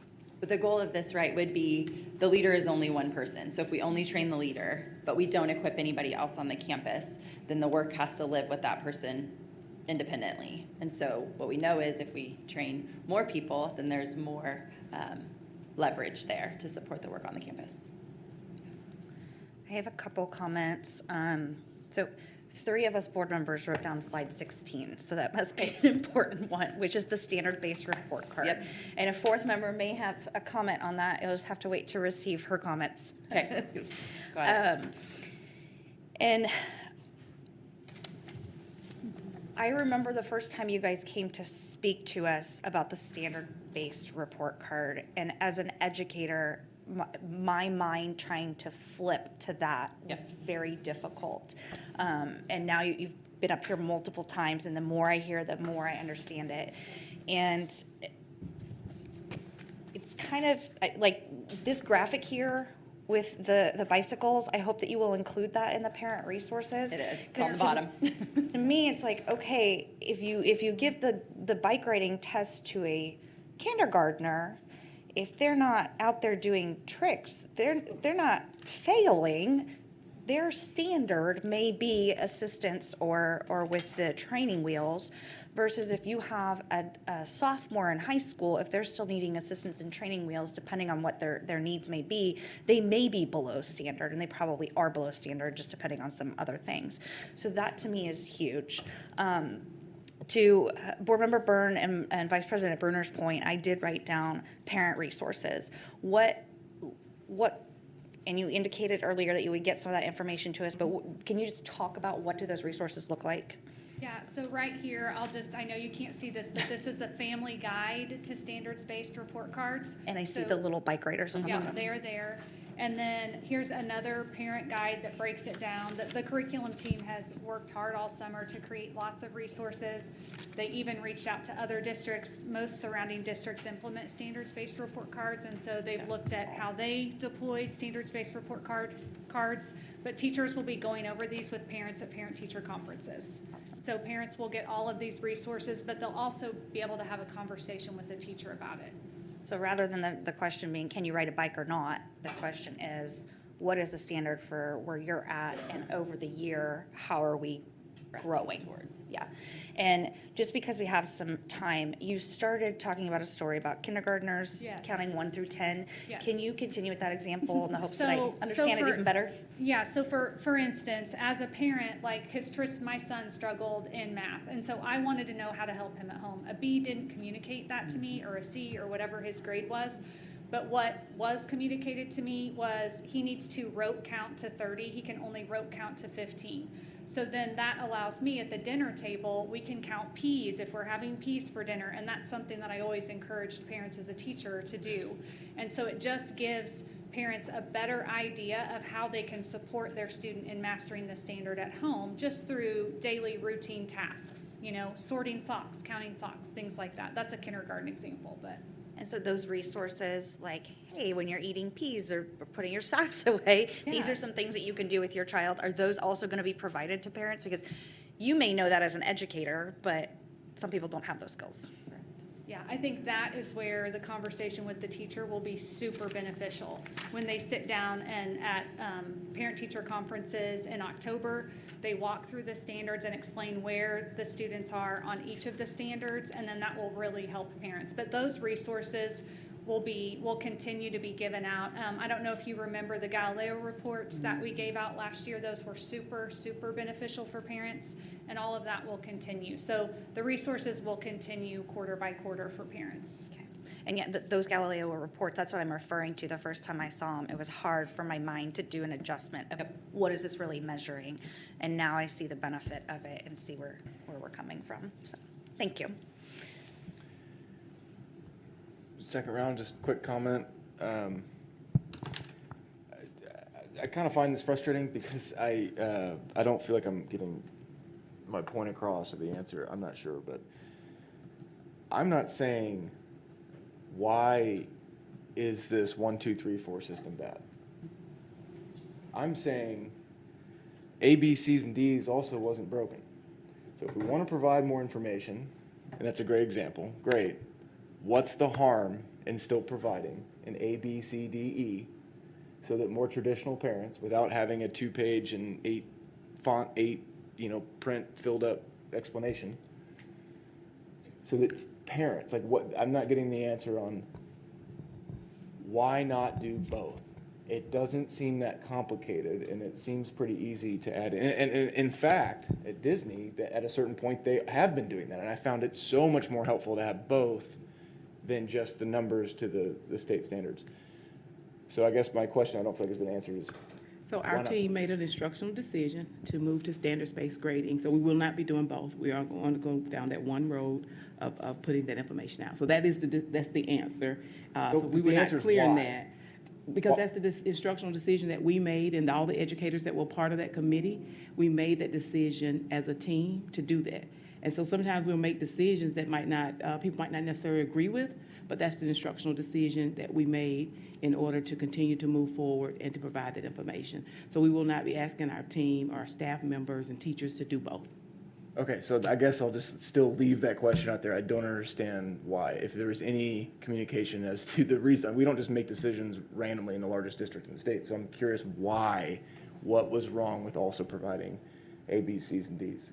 Right, and they did an outstanding job, thank you, of providing that information of years of research, study, putting the information together, having the curriculum. So we didn't just make a decision last night or over the past year. There have been ongoing conversations, and we have talked about this was the direction that we're moving in, not only like our school district, but because they're even regionally are the school districts that surround us and actually across the state, and you'll see more districts across the country moving in that direction. But that was the decision. Like I said, sometimes it might not necessarily, you might not agree with the decision, but there was a lot of work that went into arriving at this decision. I don't doubt that, and I could potentially agree with with the decision. I still am just asking why. I don't know why it's so hard to give some sort of explanation to people that have done it one way for a couple hundred years to say, hey, new information suggests that this doesn't work, and here's why. Like I'm not getting any of that. That's why I just sit here a little bit frustrated.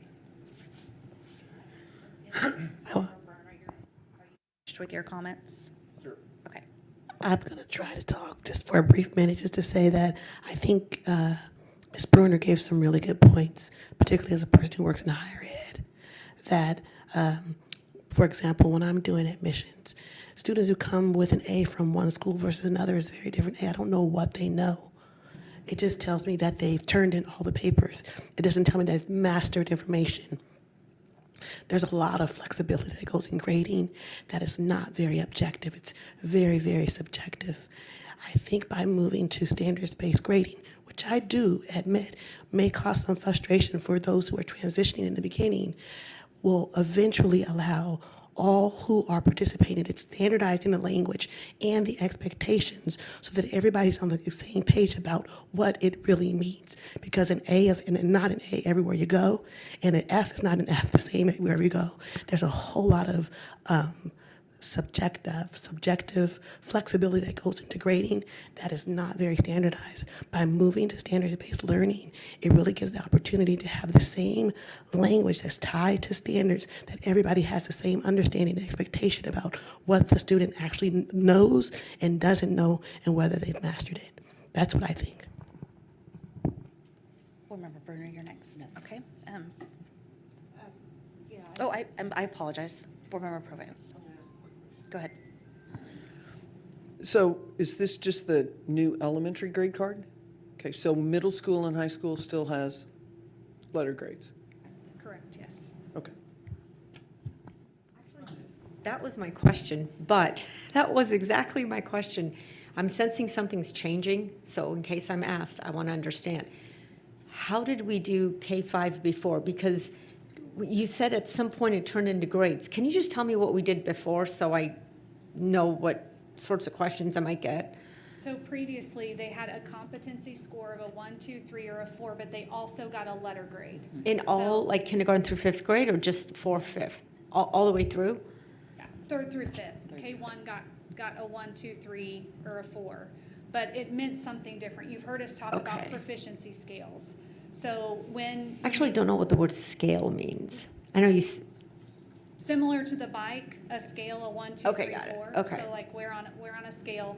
So proficiency-based grading is what teachers have been learning. So when we look at a standard and we're instructing them on the standard, we're teaching them to master the standard, which is what they're accountable for on the EOC or the MAP assessment. And so teachers, the way that they grade student work is aligned to the report card. So on the So what did they do before?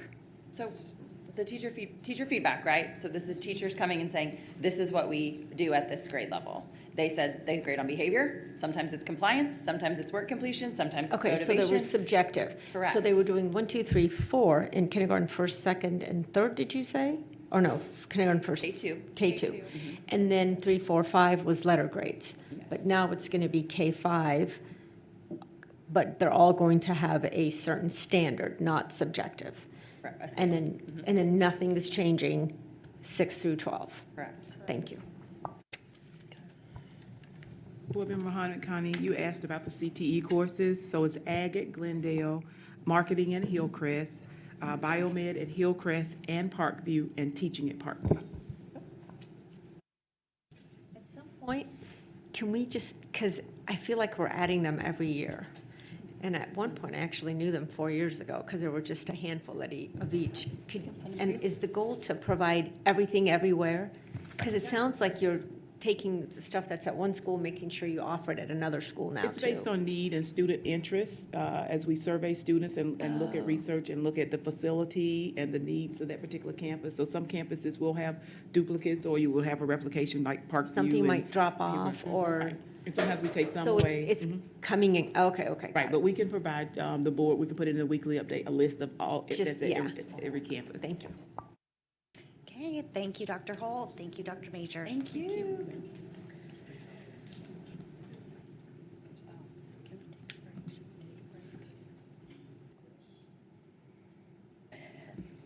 We're going to take a very quick 5-minute break, and we'll reconvene at 7:25. Okay, we are going to go ahead and reconvene. And that brings us to item 6.02, communication update, and our Chief Communications Officer, Mr. Stephen Hall, will provide us with an update. Thank you for the opportunity to join you this evening and provide our annual update on Governing Priority 3, Collaborative Culture, which includes communication and engagement, as you know. Just as a reminder, the information that will be presented in this report is from the last fiscal year. So it will be data that starts July 1 of 2023 through June 30th of 2024. So when we talk about metrics and data to monitor our progress, that's the period of time that we are pulling the data from. My presentation tonight will really be in 2 parts. We're going to open up with an overview of the district rebranding process and outcomes, because that is a huge initiative that has been a strategic priority for nearly a decade. And then it also will guide all of the communications work as we move forward. And then in part 2, I will look closely at the SMART goals for the 2 goals that are related to Governing Priority 3. We'll look at some of the strategies and metrics that measure our progress. So let's start first with the purpose and intended outcome of the district's rebranding. So if you look here, our purpose is to build familiarity and trust between SPS, its employees, students, families, community partners through strategic branding, marketing, and communications. And the intended outcome of this process, which we'll talk about in detail, is intended to enhance the positive perception of our district and elevate our value in the minds of current and potential stakeholders. Before we talk about the intention of this process and the purpose, I want to also look at where we've been and where we're going. So the prior brand for SPS was what we called the Star Catcher. But essentially, it was a logo and not a brand. And I think that's the perfect place for us to start this evening, is to talk about the difference between a logo and a brand. And they are very different. While we've had the Starcatcher logo for 25 years, what our research has shown is very few people, if asked what the SPS logo or brand was, could identify that. Most people are very connected to their school. They feel very positive about their school experience. But when asked to connect that to the district, SPS at large, they're unable to do that. And when you go further, if you were to ask someone what the Starcatcher logo meant or what the narrative about what it represents SPS, they could not tell you. And the reason is, it's a good reason. There was no narrative that we were putting forward. It was a logo, it was an image. So it was everywhere, but it was nowhere, because it really was not connected to our strategic work. It did not represent who we are as a district currently or provide a vision of where we're going. So for nearly 10 years, we were talking about the importance of strategic rebranding, and it was put off for several reasons. One, at the end of the last strategic plan, we knew that there would be an extensive strategic plan development process that this board would consider and approve. So it was decided that it was premature to rebrand before that process was underway. We also knew that we were for 3 years in crisis mode with a major pandemic, and it was not the right time to engage in this work. So that is why it has been really delayed for several years, and why we decided this was the right time to move forward. Much has changed in 25 years. Much has changed in Springfield, in public education, and certainly in Springfield Public Schools. So the time is right for us to rebrand, to promote the strategic vision and direction of our district, and we're very pleased with the outcome of this process. So what did that process look like? We engaged with our purchasing and procurement department late last year, developed a request for proposal, and we put that proposal out for consideration and bid. We have a system called Ion Wave. It's an electronic bidding process. There are more than 3,000 vendors who apply to be notified anytime SPS goes out for a bid on any type of project. Of those 3,000 vendors in the system, they have the ability to go through and select different types of services that that vendor specializes in. So branding, marketing, communications, all of those things are services, specialties within the Ion Wave platform that vendors can identify. So of those 3,000 vendors, 370 had specialized services that was within the scope of this project that went out to bid. So when the process was uploaded, those vendors all across the country and certainly here at home were notified that the bid was open for consideration. In addition to that automated process, our purchasing and procurement department researched agencies here in our community and in this region who also specialized in similar work. And they added to the 370 plus who were already in the system more than 20 additional local and regional firms who specialized in this work. Once the bidding process opened, we were totally separate from the process. We had no way of knowing who was bidding or interested in that process. It closed at the end of a window, and then the purchasing and procurement department sent us the bids that had come in for consideration. We then compiled a panel of SPS representatives, some within our communications department, other leaders and other representatives outside of the communications department. We also sought consultation from communication and marketing professional outside of SPS to come in and be a part of the panel that considered those bids. From those bids that came in, we had interest from Missouri, from Minnesota, from South Carolina, from New York, from Nevada, from Kentucky. We considered the firms that had brought forth their proposals. We narrowed it to a list of finalists. We brought all of those finalists to Springfield and we interviewed them. And from that, we selected the agency to do the work, and it was a unanimous decision. So the Board of Education received our recommendation in February and unanimously approved the contract with Field Trip to move forward. And this is the process that guided that work. Field Trip began in late February. They began by doing an audit of our communication and creative work as a district over the last several years. They also looked comparatively at other school districts in our region and state. And they looked specifically at the brands that those districts were using, the messaging that they deployed to communicate with their stakeholders, and how they differentiated themselves from other school districts. They did the same with us. They looked at our strategic plan. They looked through at all of the initiatives and priorities. They engaged with surveys to families and employees, and they received feedback from nearly 1,000 people via surveys. They also conducted interviews and focus groups with parents, with staff, with community members, with young professionals, and they compiled information from that. They reviewed past thought exchanges and other surveys that we have put out with stakeholders to get a better understanding of how people felt about the current SPS brand and what their vision was for the district as we move forward. From there, they engaged in creative exercises, multiple rounds of brand messaging drafts, as well as visual identities or logo concepts, and presented strategic insights and recommendations. Here is part of what we learned from the research. Families, as I mentioned, feel positive about their school, but they did not feel connected to the district brand at large.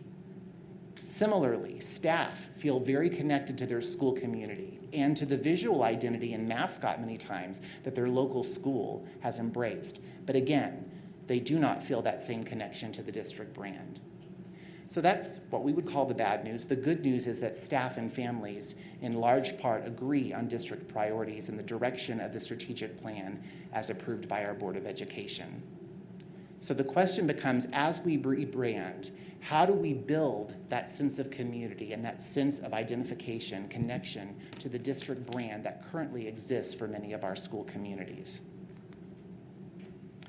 As we look to the future of SPS, we need clarity in our message to engage families to join us as we seek to become Missouri's district of choice. One of the pieces of feedback that the agency provided to us is that we have done a very good job consistently over the years of talking about SPS as Missouri's largest school district. But that in and of itself does not resonate with families. What is more important than being Missouri's largest school district? The more important thing is that we have the resources and the phenomenal educators and the educational experiences that allow us to meet the needs of every single student and to set every single student up for success no matter what future they choose to pursue. And that is the type of thing we should be focusing on consistently as we move forward. Bottom line, at SPS, we open doors to the future for all of our students. With that in mind, we have an annual back-to-school video. And this year's video is extra special because it reintroduces who we are as a district to our community and to our region. And so let's take a moment and let's watch our back-to-school video with the rebrand.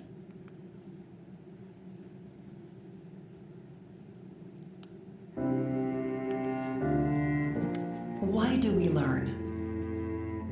We are all born curious, and our search for answers drives us to ask questions, to turn the page, to wonder. But it's not just how we learn or what we do to gain that knowledge, it's what we do with that knowledge. It's the doors that it opens and the unique opportunities behind each one. At Springfield Public Schools, we know that no two paths are the same. Each path twists, turns, and forks as we both discover new possibilities and overcome unexpected challenges.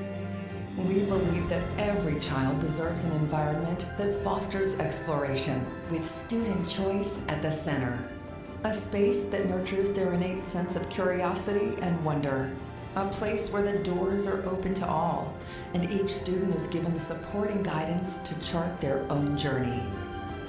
It's not where you're coming from, but where you're going, and the lessons you learn today must extend beyond the classroom.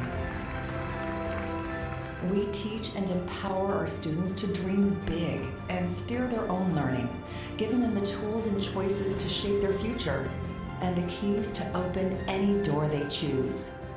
At Springfield Public Schools, we open our doors so you can find yours.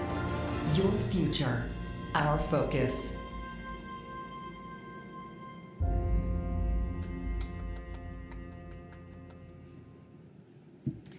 Really excited to feature our staff and our students in this new video. There will be a 30-second version of this that will be aired as a PSA, and so we're really excited about expanding the reach of our message in our community and in our region. So indeed, at SPS, your future is our focus.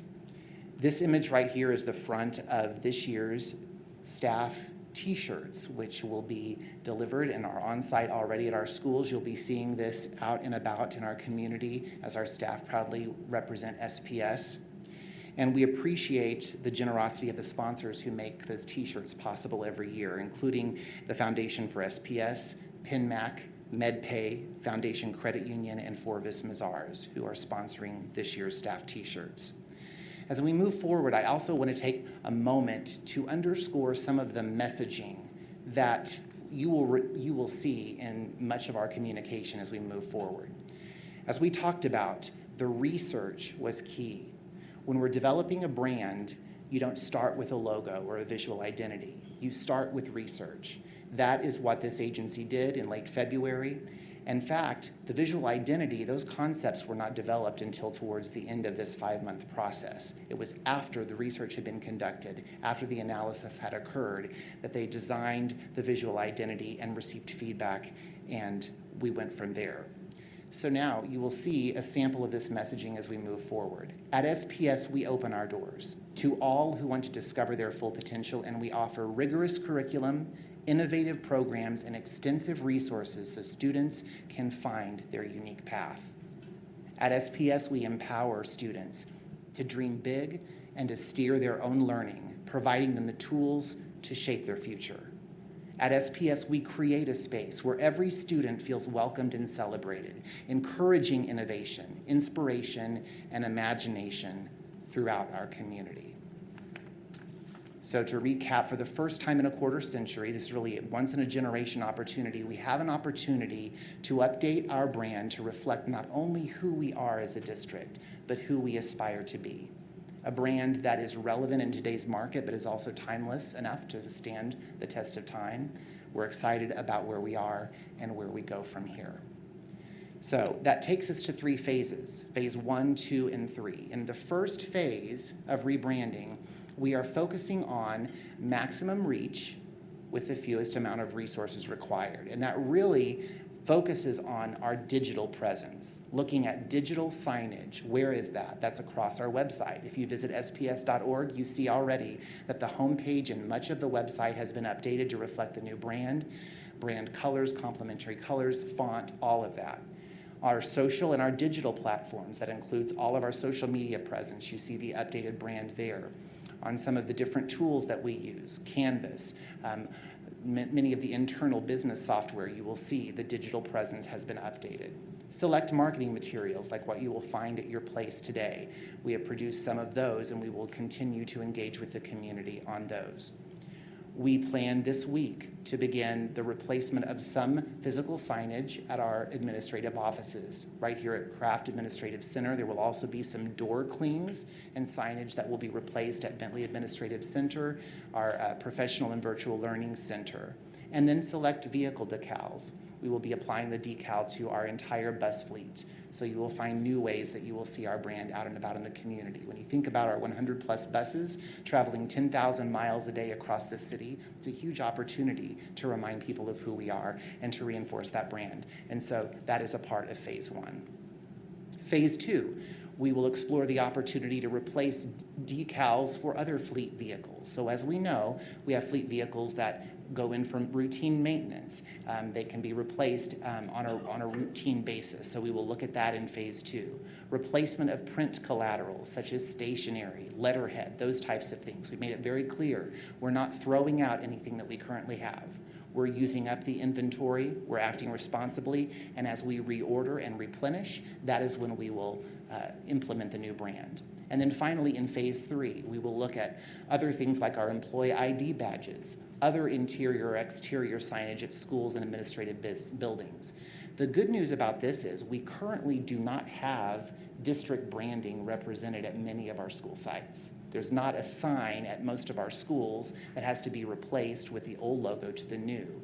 So as we're considering resources in future years, the extent to which we rebrand and connect our district brand to the school will be dependent on budget allocations. And so it could either be a communications and marketing budget expenditure, it could be facilities capital improvement expenditure, depending on the resources that are available and allocated within that budget year. So we can do as much or as little as we have the ability to do.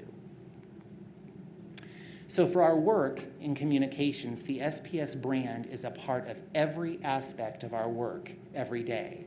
And so with that in mind, we'll transition and we'll look at the strategic plan, specifically at the SMART goals and the strategies that are a part of governing priority 3, and we'll talk about the progress that we have made over the last year.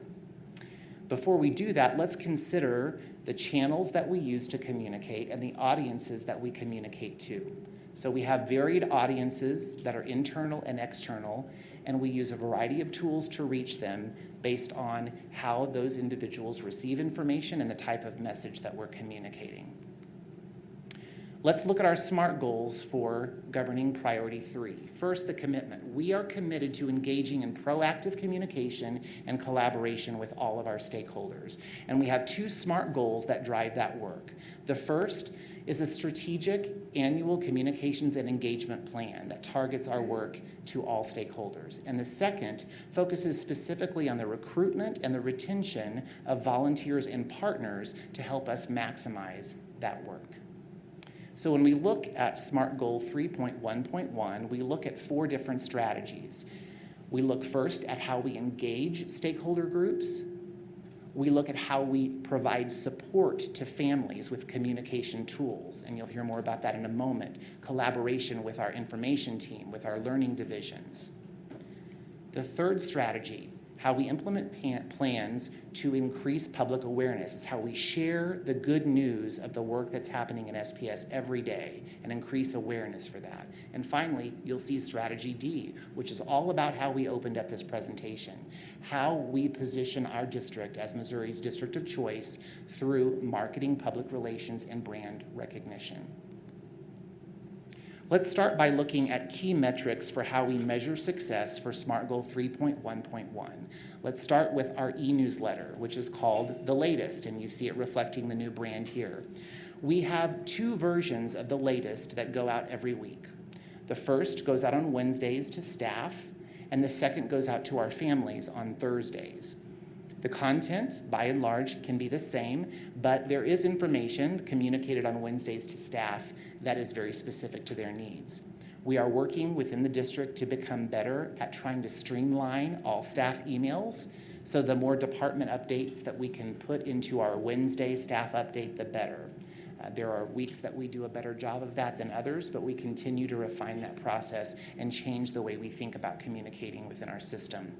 So, over the last year, 92 editions of The Latest sent with an open rate of 41%, which is 2% higher than our industry average. And you see the breakdown of the stories that are told that make up that content. The bottom line is the more engaging our content, the higher the open rate. And so we want engaging content, and we want to feature faces and stories of the people that make the work possible in our district every single day. When we look at key metrics for social media, it's important to remember that we focus primarily on 4 platforms: Facebook, Instagram, X, formerly known as Twitter, and LinkedIn. When you think about those 4 platforms, you think about the different audiences that we're targeting. Facebook, we primarily target our parents and the community. Instagram is where we find a lot of our students and a lot of our student engagement. X has historically been professionals within the educational community. Many of our teachers, our support staff right here in our own district, others across the state and country, a lot of times will engage with us on X. And finally, LinkedIn, which is a really new focus for us. Over the last year, the communication team has become much more involved in managing LinkedIn, and we have seen the engagement continue to really grow. If you look at the percent of engagement, what that means is, let's take Facebook, for example. Facebook has many algorithms that are built in. Let's say we have 36,000 followers on Facebook, but far fewer than that regularly see the content that we post. So the algorithm is built to really limit what is posted versus what is seen by the masses. The way you break through that algorithm and you have more engagement is through engaging content. The more your content will inspire someone to like or to share or to comment, the more that algorithm gets broken down and wider audiences are seeing what you're posting. So you see the percent of engagement, and I'm pleased to share with you that across all of those platforms, our engagement is far higher than the average. If you look at Facebook, I have this right here. I wanted to read this note here on slide 22. The average Facebook engagement is 1.45%. You see ours is over 5. The average Twitter engagement, or X, is 0.93. The average Instagram engagement is 1.49. And if you look at our engagement on LinkedIn, we are 10 times higher than the average LinkedIn engagement. So that's a point of celebration. Kudos to our communications team who works hard on producing engaging content for these platforms, and it is customized for all of those. If you look at the followers, you also see that we are increasing in followers on all platforms except for X. And when we look a little deeper, that's not a surprise. X is dropping off in terms of engagement, and when we look at other districts across the country, we look at our organizations, our professional organizations like NSPRA, the National School Public Relations Association. They're providing information to us that many districts are actually exiting the platform completely because they are seeing a significant decline in engagement. So we will continue to assess how this is measuring across the industry and whether or not it remains worth our time to engage strategically on that platform. When we look at other key metrics, digital presence, we look at SPS.org. This is a huge win here. We continue to see an increase in the number of total visits to our homepage as well as page views within the website. I would really attribute that success to several things. I mentioned our focus on being a news content provider. We want to tell the stories of SPS, and we want to feature that under the news headlines on our homepage. So why that's important? It starts on SPS.org. If we cover it on SPS.org, we're going to push that out across our social platforms. We're going to include that in our weekly e-newsletter. And all of that drives traffic back to our homepage. We're seeing those numbers continue to go up. I also want to give a shout out to our information team. We have an outstanding search engine on SPS.org that has been upgraded over the last few years. If you go to SPS.org and you search for a resource in the search engine, it will direct you very accurately to that. And so I think the more people realize that it is a useful tool, the more that they will visit and return to that resource. My SPS app, if you look at that, nearly 14,000 total downloads, more than 600 downloads last year, about 1,300 page visits. Interestingly enough, YouTube is the top visited icon within the My SPS app. Why is that? Well, that's where we archive all of our SPS video content. It's also, YouTube, the platform for streaming our live meetings. So we could take a moment, we could wave at the audience at home. They're watching us right now on YouTube. And last year, our top 5 videos, 2 of those were board meetings. So we're seeing more and more people choose to engage with us, and so that's just of note. I will say the MySPS app has not been updated significantly by the provider. And so we have continued to use it in its current function because it's a good content collator. So all of the content that we put out on SPS.org and on social media gets routed to the MySPS app. So if you have it on your phone, you can see and receive information there, but it's not very interactive as most apps are. So we're waiting for that next version to be available before we promote that overly, but for those who are currently engaging, it does meet a need. Thought Exchange, if you look at Thought Exchange, the numbers continue to go up there. If you remember, participants are individuals who engage in a thought exchange. Total ratings are the ratings of thoughts that are shared by others. Last year, for the first time, we used Thought Exchange to issue our climate and culture surveys, which went out to all of our stakeholders. So those went to our students, they went to our families, others in the community. So that's one of the reasons why we saw those numbers continue to spike last year. And finally, Let's Talk, if you remember, is the platform that we use for customer service. It's a widget on our website. People can go and they can route a question, a comment, or a concern to the appropriate SPS representative, and they can be assured a prompt response. So you see last year, nearly 3,000 unique dialogues submitted. We have a customer satisfaction score of 8.2. And for every user within Let's Talk, you have your own customer satisfaction score and a response time of 1 day. The top 3 topics for last year are listed there: transportation, general questions, and information technology. Our team was very involved last year in a number of special events. Just wanted to highlight a few things. The Back to School Bash, we had more than 6,500 participants at the Back to School Bash. We were able to give out more than $100,000 in resources thanks to our generous sponsors and community partners to help meet the most basic needs of our families and make sure that children are ready to go back to school. Good Morning Springfield in August every year. Dr. Lathan gives the state of the school's address. We had more than 350 participants. Back to school kickoff, more than 3,500 SPS staff at Great Southern Bank Arena. It was a great event. SPS University, we had 250 plus participants in SPS University and in our Let's Talk Live events, which were new this last year, which was a town hall style format that Dr. Lathan used to engage with the public. Hall of Fame, we inducted our Missouri's Poet Laureate, David Harrison, members of the Ozark Mountain Daredevils, and Daniel Arnall, who is a renowned journalist with MSNBC. It was a highly successful event. We celebrated continued progress as promised with Proposition S projects, including groundbreaking for the new Reed Academy of Fine and Performing Arts and 6 of our elementary storm shelter gymnasiums. We continued with Together with Grenada, 13 of those virtual engagements with staff, engaging more than 112 employees over the course of last year. And our Unity Girls Empowerment Tea, which engaged more than 100 of our students with 60 business leaders in our community. It provided a unique opportunity for mentoring for our students. Here are just a few photos from those events. Employee recognition. We continue to work closely with Human Resources on how we can celebrate Team SPS. That includes monthly recognitions at our board meetings. We bring individuals, as you know, for honoring excellence, but we also have selected one story to tell by video. It's shared here in the board meeting, but then also pushed out across our social channels. Last year, we called them MVPs in line with our SPS United theme. This year, we will return to an Employee of the Month type celebration. We also recognize service anniversaries of 25, 30, and 35 years. We'll continue to do that.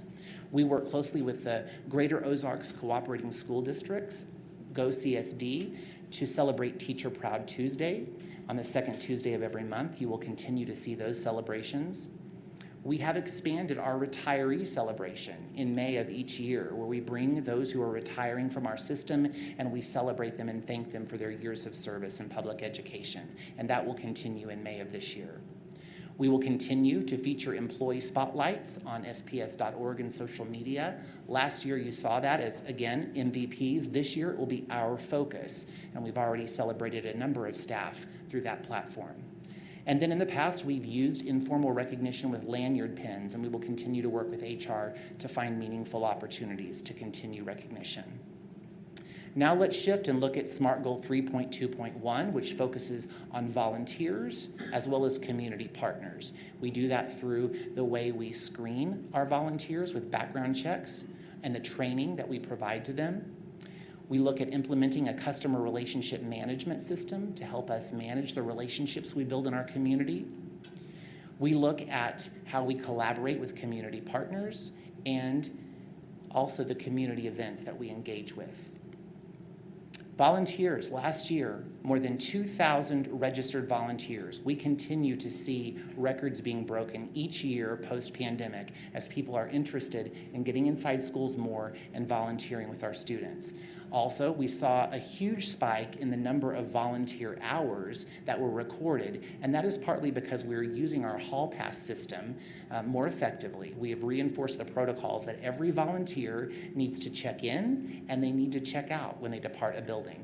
First and foremost, it's a safety issue. Make sure that we have full understanding of who's in the building. Also, if there would need to be a reason to communicate in an emergency, we would need to know who's in the building so that we could communicate and make sure they receive that information. But it also allows us to more accurately track volunteer service. Of note, 180 additional volunteers supported the 2024 Back to School Bash. Volunteers make that event possible.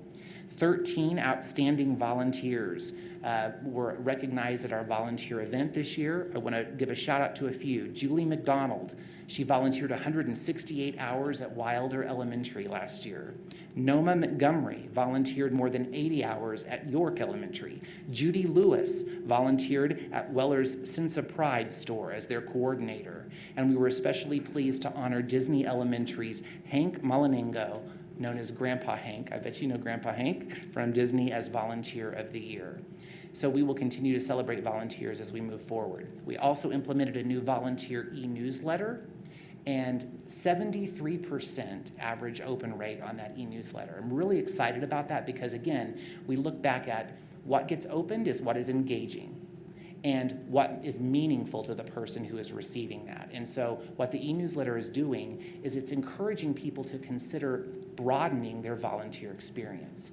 Historically, our volunteers have really focused on the 1 or 2 schools that their child or children attend, but they don't necessarily look at the district at large. And again, this goes back to our branding conversation. How do we connect people and their experience to the district at large? So the more we can position opportunities, the better. Partners, community partners. More than 50 community partners participated in the resource fair at the Back to School Bash. We also saw that number consistently at our SPS University events, engaging with our families, incredible community partners. We saw more than 100 people in our community volunteer to be a principal for a day in our schools during 2 events last year. We saw increased interest in our SPS Ambassadors program, which is a partnership with the Foundation for Springfield Public Schools. We have a class of 25 people each year who agree throughout the year to engage and learn more about our district and see the district up close. It's modeled after the Leadership Springfield model. What we saw this year was a bunch of our staff said we want to have an option for us as well. So we created a staff cohort of SPS ambassadors. It was a big success. We modified it for their schedule, and we will continue that this year.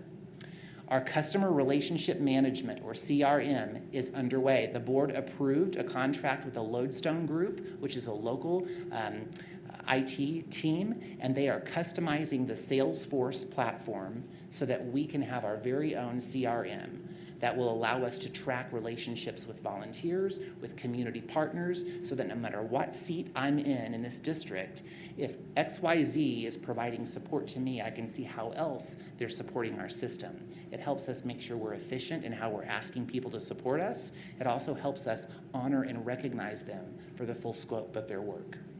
Ready, Set, Supply, Amazon wish list. We continue to try to modify this to provide support for school supplies, especially to our Title I campuses. We will continue to refine that as we move forward. And The Collective is another newsletter opportunity that we have customized for a specific group of people. As we see more people connect with SPS, either as an SPS ambassador or through Principal for a Day, they are saying to us, we want to know how to become more engaged to support SPS. So The Collective tells them how they can get more engaged. 59% open rate. Again, we're tracking what is relevant and engaging. Customer service. We are so proud of the customer service team. Jen Webb, as you know, is the superintendent's liaison with our community. We also have 2 administrative assistant coaches, Robin Gentry and Casey Kersey, who go out and they support all 50 of our campuses to make sure that the administrative assistants who are the front line in our district have the support that they need to do the amazing work they do every single day. More than 1,600 phone calls and emails from stakeholders last year, more than 100 face-to-face conversations right here in this building, 2 clerical coaches I mentioned out in supporting this work, an e-newsletter for administrative assistants, 58% open rate, and this summer, that team hosted the first enrollment pop-up event, which was really a template. We wanted to see how it would work to provide enrollment support in the summer so that families can get that taken care of before the first day, and they supported 25 families and had very good feedback from that experience. Other big wins as we look back at last year. We launched our attendance campaign, Attend Today, Succeed Forever. And this was a huge lift for our system. We had representatives from all of Team SPS a part of this work, and we were so pleased to celebrate the 2% increase with the Powerade bath for Dr. Lathan. And then we designed, developed, and deployed a brand identity for the Alliance for Healthcare Education. We were honored as one of the founding partners to be selected to help with that brand launch, and that is out there. We implemented administrative assistant training to provide additional support for those who are providing customer service across our system. We expanded recognition events. I mentioned earlier the Volunteer of the Year event. we also added a Community Partner of the Year event. And that was the same part of that event last May. Had more than 150 people attend. Grandpa Hank was Volunteer of the Year. Care to Learn was the Community Partner of the Year. We expanded Principal for a Day. We had a huge success in October, a huge outpouring of support from the community. People said, we didn't get to participate. We want another opportunity. So we brought it back again in the spring. 2 events, more than 100 community leaders in our schools learning more about the work that happens every single day.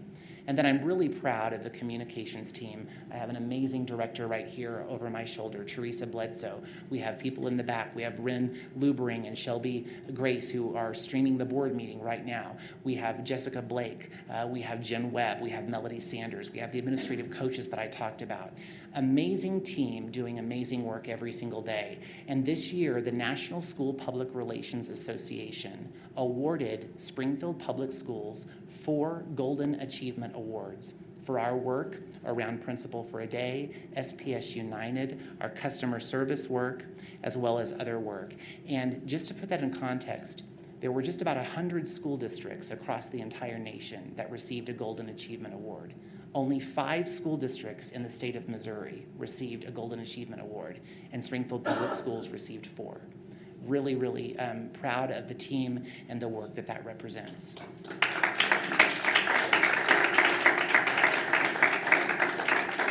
So as we look ahead, we are committed to engaging with our stakeholders this year. You'll see we are going to be doing office hours with Dr. Lathan. This is an opportunity for Dr. Lathan to engage with our community, whether it be community leaders, parents, others in the community. We have those dates. We'll continue to promote those. Let's Talk Live, again, is that town hall forum, and we will be promoting that in January as a way to engage. Principal for a Day will be back in September, and in February, we'll have our Unity Girls Empowerment Tea. We will also have Superintendent Solutions back, which is an opportunity for parents to really engage with us, and we'll be promoting that. SPS University open house events will be at all of our schools. They began this week and they will go through mid-September. And we will have one district-sponsored SPS University event at Kickapoo on November 7th. More information to come. And finally, I want to celebrate a great collaboration with the Information Department as well as our Learning Division. We have heard in Superintendent Solutions and from conversations with our board members that there are opportunities to consolidate and improve communication, especially at our building and our classroom level. And so one of the ways that we are starting that process this year based on feedback is by consolidating the apps that are being used to share information with families. What we know is historically, if I have 3 children in 3 different classes across this district, my school or my classroom teacher might have 3 different ways of communicating. And so I've got to remember which app, or is it email, how am I supposed to engage? And so this year, based on feedback from Team SPS, we have streamlined that process, and we are using the Seesaw app to communicate with our elementary grades and the Remind app for secondary. We're communicating that in a number of ways. If you see on the handbook you have here, the back is an infographic. Also, on the inside of the back cover, there's an explanation of some of the other tools that many times we assume people understand how to use, but we're making assumptions, and we want to stop doing that. So that includes everything from Canvas to Home Access Center to Connect SPS. We're doing a more intentional job of communicating what those are intended for. So more information to come there. And with that, I'm happy to conclude and answer any questions you may have. Thank you. Yes, very nice job. Thank you. Are there any questions or comments from board members? Go first. I have lots of quick questions. Okay. And a comment. So is eSchool now Home Access Center? Is that the old eSchool? Guys? eSchool is the platform and Home Access Center is the part that parents access. Access, okay. We used to log into eSchool, now it's Home Access, okay. Real quick, so what's the difference between a page visit and a page view? Page view, yes. So what a page view is, if we're going to the homepage, sps.org, that would be just a view. I may not engage with anything on the homepage, but I'm being driven to the homepage for a reason. But if I click to go in for more information. That's a visit, yes, okay, got yes. it.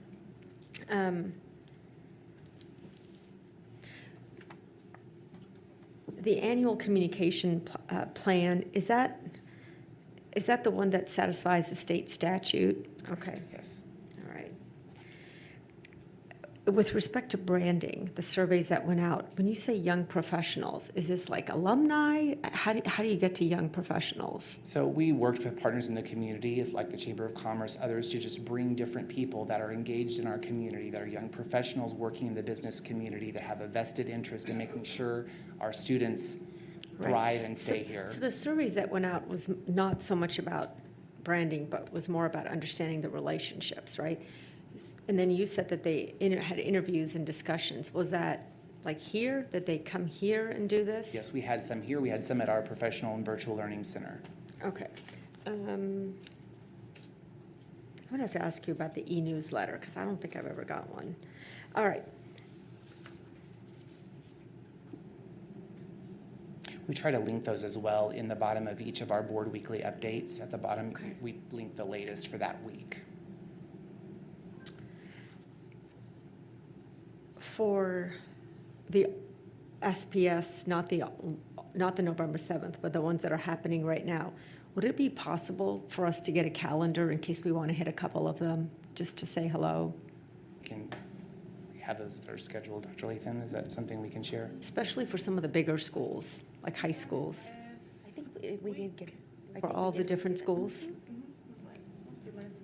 Okay. But yeah, we'll double check that. Okay. And each one of our schools have chosen kind of when to host those based on I know, what they're works all for them. over, So, yeah. And then on the, okay, so I did want to make a comment. Thank you for trying to streamline communication with parents, because parents are, I mean, we talk a lot about partnerships, but the partnership that really matters the most in terms of delivering for the students, the parents and the guardians, right? So what I've heard through the years is that the issues or the barriers that are experienced are not so much at the district or the building level, it's more at the classroom level, where there's some level of confusion.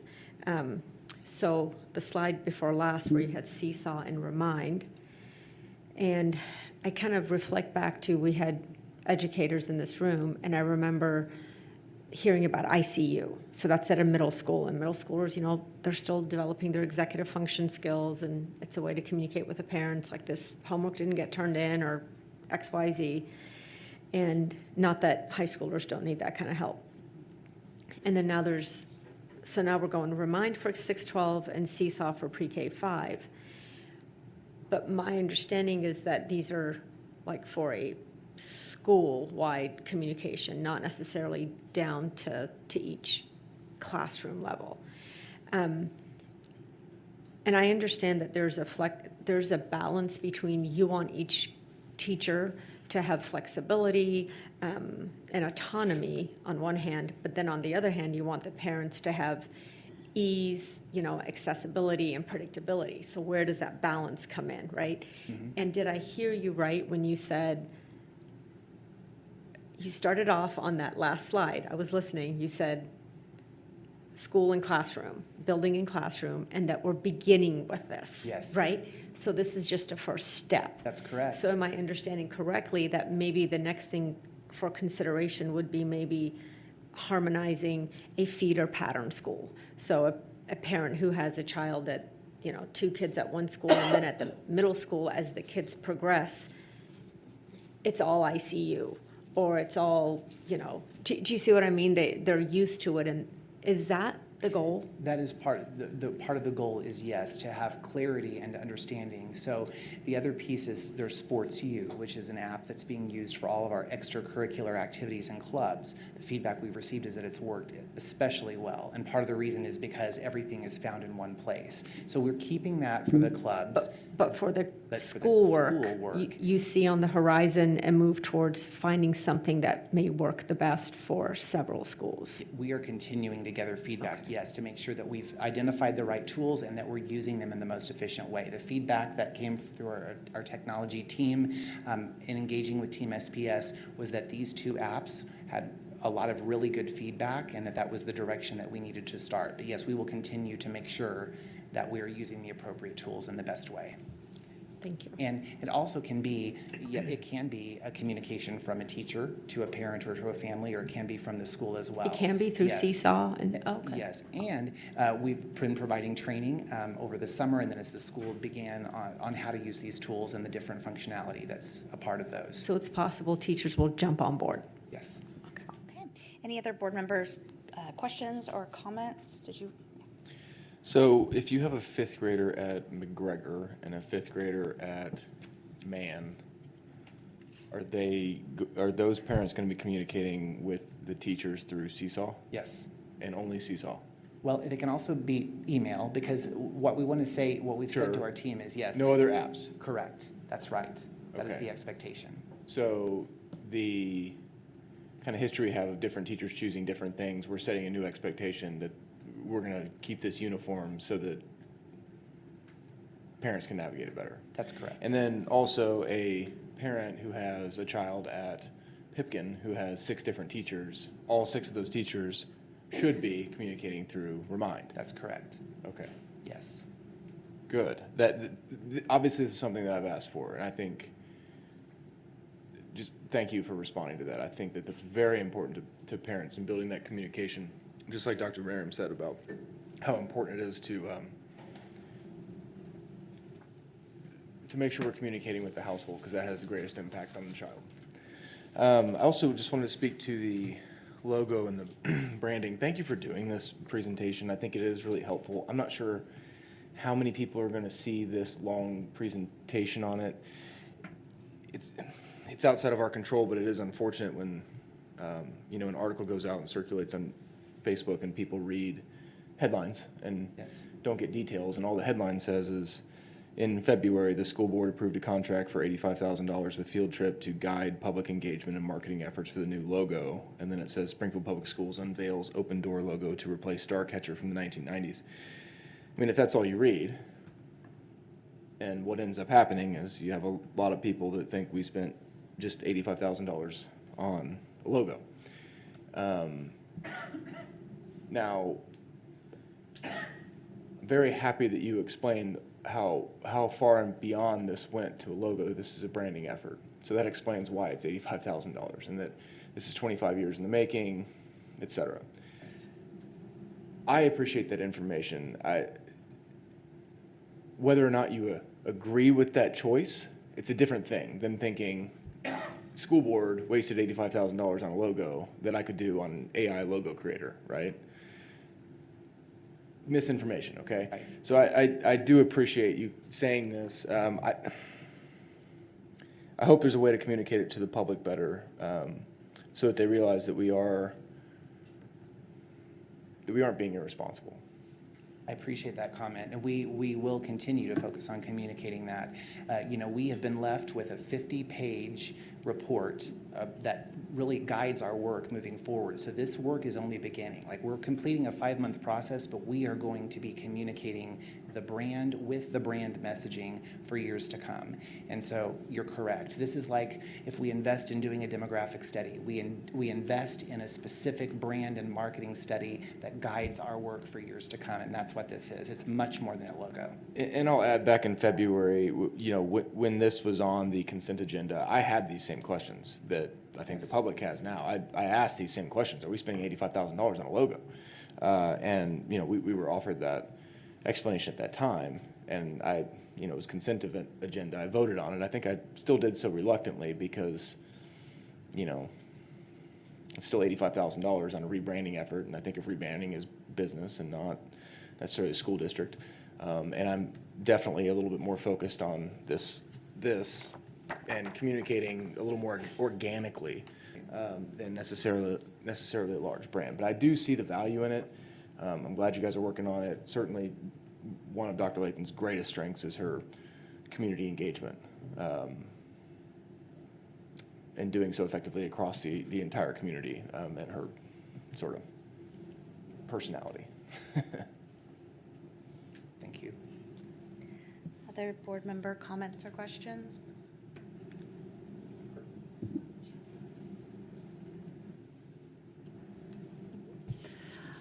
Thank you. This really was very informative, very helpful, very detailed, and I agree with what Board Member Burns said. This is huge, and the more that those of us up here can help spread this word and explain it to people that may be asking us, the better. So thank you so much for taking the time. I mean, there was a lot more to this presentation than just that, but that particularly has hit a nerve recently with some people, and so let's just, deal with it.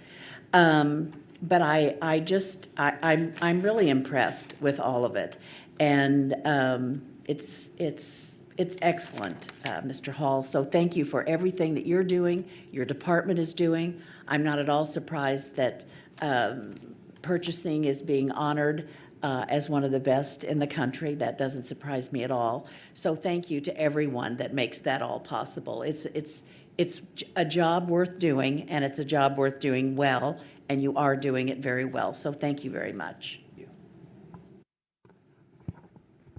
I sent my comments via email to Dr. Lathan. Thank you. Board Member Mohammed Khani, you're up next. Yes, thank you for explaining all that, especially about the bidding process. And it helps understand where it came from because, it just came before us and we didn't know the backstory. So now we and everybody else knows the full story. I'm a little confused still on Seesaw. I visited elementary schools, and in fact, one of them in McBride showed me literally how Dojo worked, and live was communicating with a parent. And I thought, this is really neat. So is that class not able to use Dojo? They have to now use Seesaw? Or is that I was left with the impression that people can still use what they want, and that this is like a principle, like a communication with a family from the school, not necessarily from the classroom. Right. So if they're communicating with a family, so if I'm sending a message to you, it needs to be through Seesaw. There can be other things that are usable within an app that a classroom teacher may find helpful. But if I'm sending the information to you, it needs to be through Seesaw or through Remind. Because again, it's about what we're asking our families to download in order to be able to have a two-way conversation. And if we're having families download multiple apps to be able to communicate with teachers, the feedback that we've received from families through Superintendent Solution and others is that that is confusing and it impedes engagement at the classroom level, which is So similar to Seesaw would allow, and I remember the teacher was communicating about basically the students' behavior and how they've improved, and it was like real live. So Seesaw, I don't have the app, would allow for that sort of engagement? Yes. Yeah, so really it's trying to consolidate for parents that they don't have to have all the different apps. So we know that some teachers and sites use Dojo really well for the behavior piece of tracking student behavior. So they still might be using that. That ties into their PBIS of like the rewards, the redirects. But then what they're going to communicate to parents is going to be in Seesaw. So they're going to go message and say, hey, it was a great day, your student earned XYZ. They can also in Seesaw take pictures of student work and send it through there as well. Oh, so it does have that capability. Yes. Okay. So it is individual messaging. So the teacher can send a message to the whole class, but then they can also send a message to an individual parent, and the parent can send individual messages to the teacher, a specials teacher, the principal. So a parent who has a student in first and third grade can really get away with just having Seesaw and check that, and that's fantastic. Okay, I didn't understand. So what we were envisioning is happening. Yes. It's not just beginning, it's happening. So now what is this? I see what Seesaw does. I think I've got the Remind app. Is it going to replace ICU? Because several teachers and parents have commented how great ICU is. So we have our elementary phone a friend, and now we'll have our secondary friend Hurry. that would come forward. We only have a minute, 50 seconds left. You can follow up with me later. Yes. Middle school. We can follow. No, we're going to, the question. The question we is can- around, are the schools going to continue to use ICU similar to kind of like the dojo? So let's, We'll we need follow to up. come back to that, because I know Cherokee was the one you heard last spring when he did the presentation about it. And from other parents who really liked it, and, yeah. We'll follow up with you on that with more info. Yeah, so ICU is used at 3 specific schools, so Cherokee, Pershing, and Carver. And what it does is send that text message out whenever there's a late assignment so that the parents know that student needs to get that turned in. And so it's not the two-way communication that Remind offers. And so it's still going to be utilized, and one of the things we're really doing is working with those sites on how do we best integrate those. So potentially Remind could do that. It's 2 different purposes. Oh, Remind okay. doesn't allow you to upload a course assignment list and say, here's when it's all due and here's what that is. And so we are working with those schools on how can we best integrate those together. 'Cause And do both. The ICU is just kind of a one-way, hey, this is forgotten. Got it. Yeah. I didn't realize Remind was 2 ways. Okay, thank you. But just to put into context why this is so important, pre-pandemic, when we began this work to kind of look at all the different tools that were being used to communicate with families, there were nearly 80 different tools that were being used at various levels across I our believe you. district. And so this is why this is the beginning of a process that will continue, and we will refine it as we go, as we gather more feedback. For clarification, so the way I'm hearing this, maybe this will be helpful, is from the point of view of the parent, how many apps do you have to download? Like how easy it is for the parent? And what they were explaining there is the parent only needs one app, but there might be some alternate communications that come to their phone number or their email address. But everyone has those. That's correct. We've streamlined them having to have multiple apps down to just one. So the two-way communication, they're saying, really the way it's reflected. Well, what they were explaining is ICU is a method that would kick a notice by phone number text to your phone as a text. So it doesn't Sorry, I didn't know what require- ICU was. It doesn't require Didn't any realize. additional app to be downloaded on behalf of the user, the parent. So we're streamlining the parent experience, but there might be some stuff in the teacher experience that they still use on their end that's additional. That's right. That's correct. Vice President Bruner, did you have anything further? Anything further? Okay. Thank you, Mr. Thank Hall. you very much.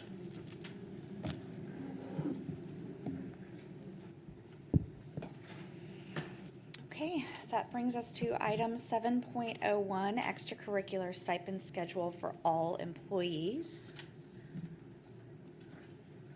Did he have a presentation or not? Okay, I'm going to entertain a motion and second, and then we'll have discussion and questions. So the recommended motion that I will entertain is that the board approve raising the base salary of all stipend schedules to $42,500 for the 2024-2025 school year as presented. Do I have that motion?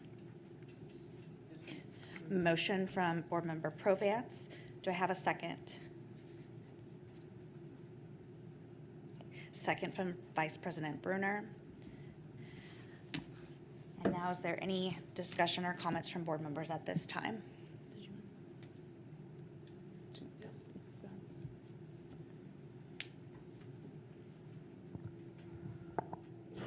I was very upset when I heard that not all the coaches, not all the activity sponsors were going to get the raise that maybe a retired teacher who coached or stayed in the system as a sponsor was going to get. And I wanted to make sure that I thought out and made some comments about how important the activities and the athletic programs are to our students. But then we had that young lady from Cherokee who was brilliant. She spoke from her heart of how all these activities that she was involved in and how they had gone through probably district competition, statewide competition, that qualified for nationals. Now, I'm not getting into how we're going to try to fund something like that, but how important that is. When you coach, you teach. And when you teach, you coach. And everything that happens before the bell rings and after the bell rings, when you still have all the students in the building, teaching is going on. But most importantly, it's that opportunity to take what they learned in the classroom and you really expand it. That meaningful adult, that activity sponsor.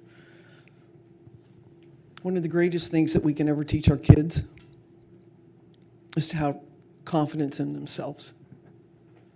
Confidence in themselves allows them to move forward.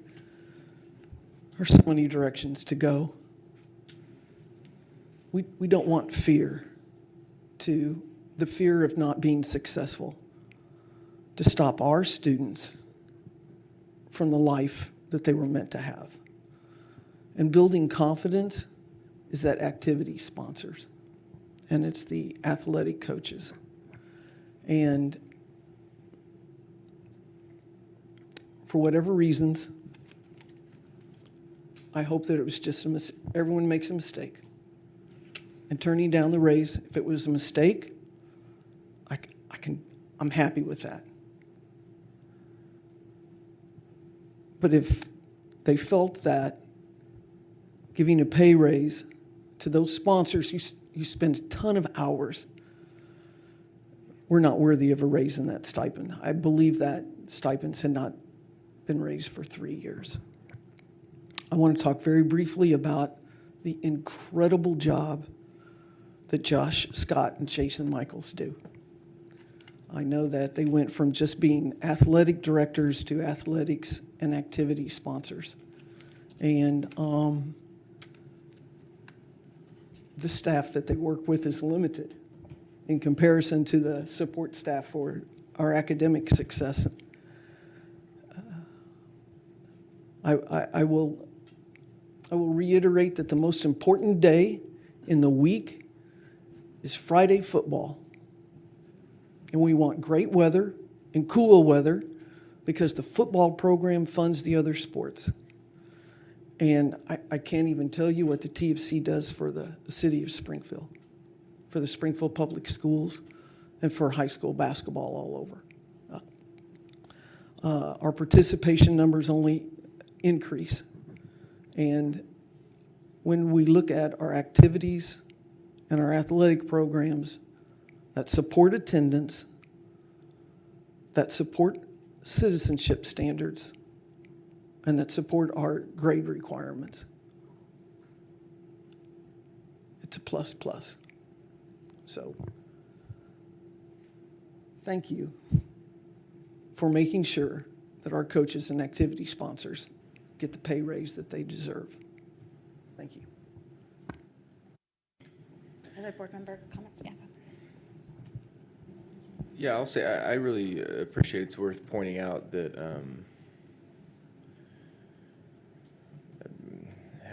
however this happened,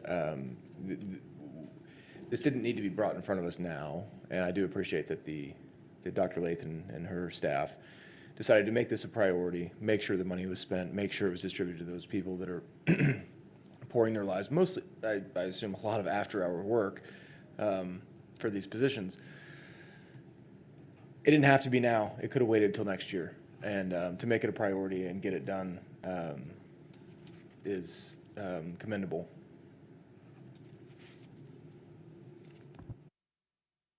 Thank you. Other board member comments or questions?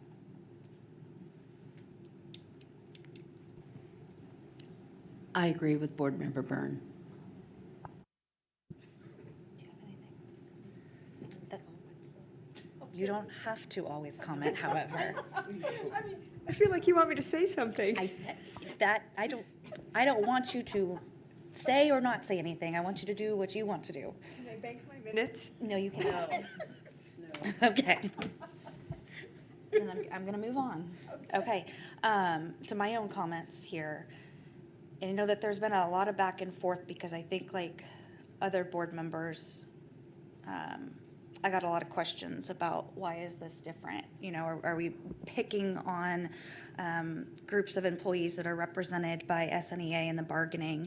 And I know that probably there's been a lot of questions asked of you, Dr. Shaw, of you, Dr. Range, of you, Dr. Lathan, because we wanted to make sure how did this happen.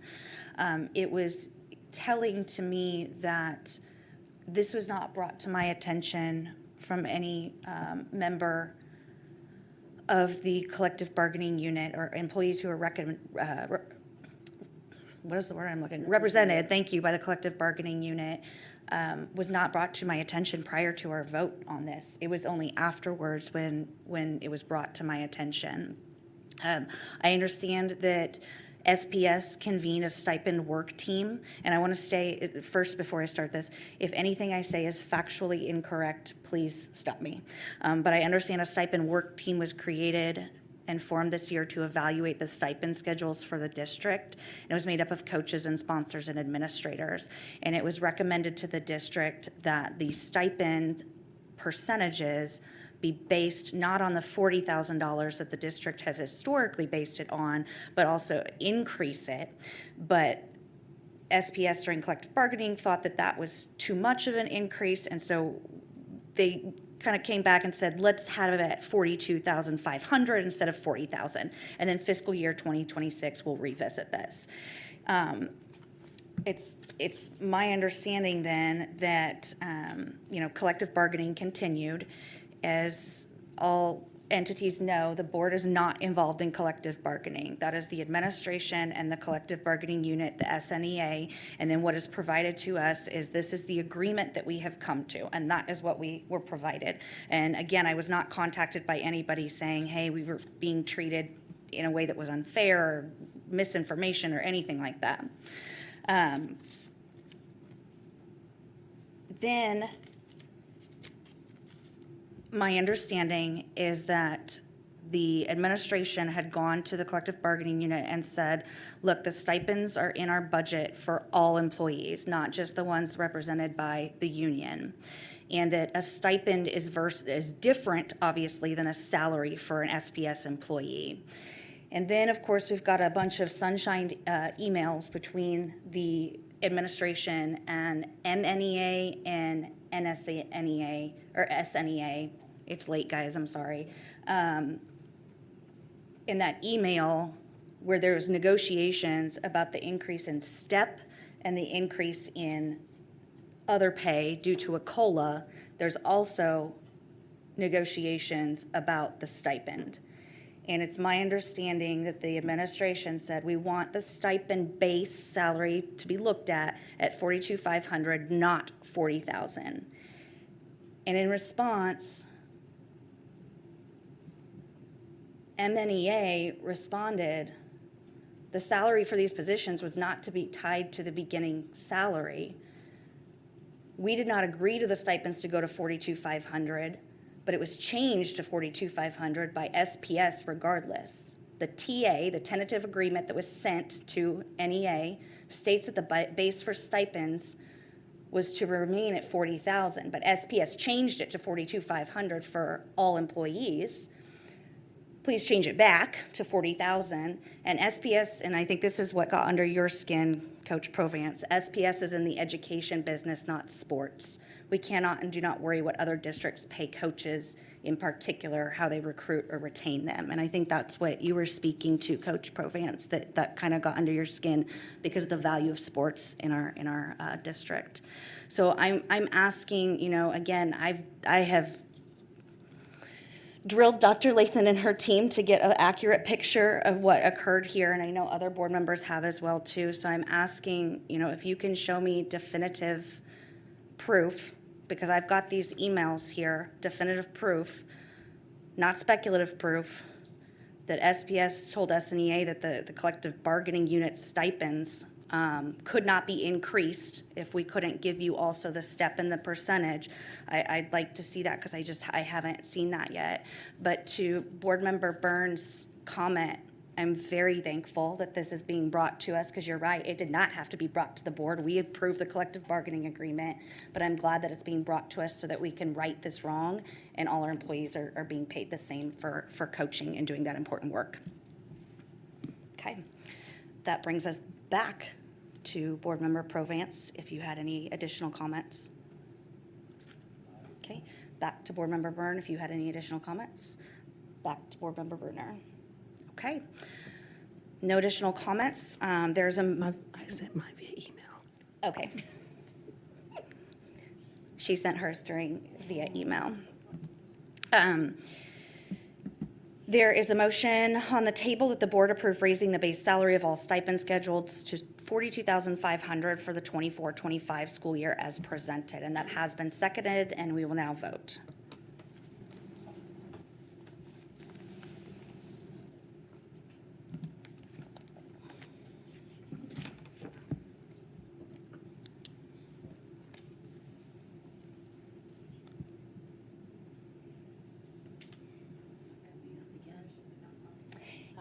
You may be logged out. Do you want to? Just do a verbal vote if you just vote. Aye. Is that what you asked me to do? Yeah. Okay. Do you have everybody else's? Okay. Okay, and the motion carries 6-0. That moves us to item 7.02, declaration of surplus property, Robertson, and I'll entertain a motion that the Board of Education approves the recommendation to declare the real estate property known as Robertson, located 1100 East Kearney Street, Springfield, Missouri, as surplus real estate, and authorizes and directs the sale and transfer or lease of the property identified. Is this,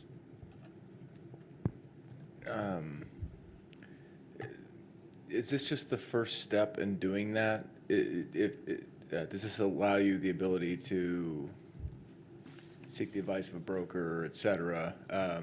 Does this definitively mean that we will sell it? Does it mean that we could potentially roll that back if we found another use for it? And I only ask this because, you know, this is a combined session meeting that's being brought to us, and this is something that's kind of been in the air for a couple of years as we've dealt with the bond and all that.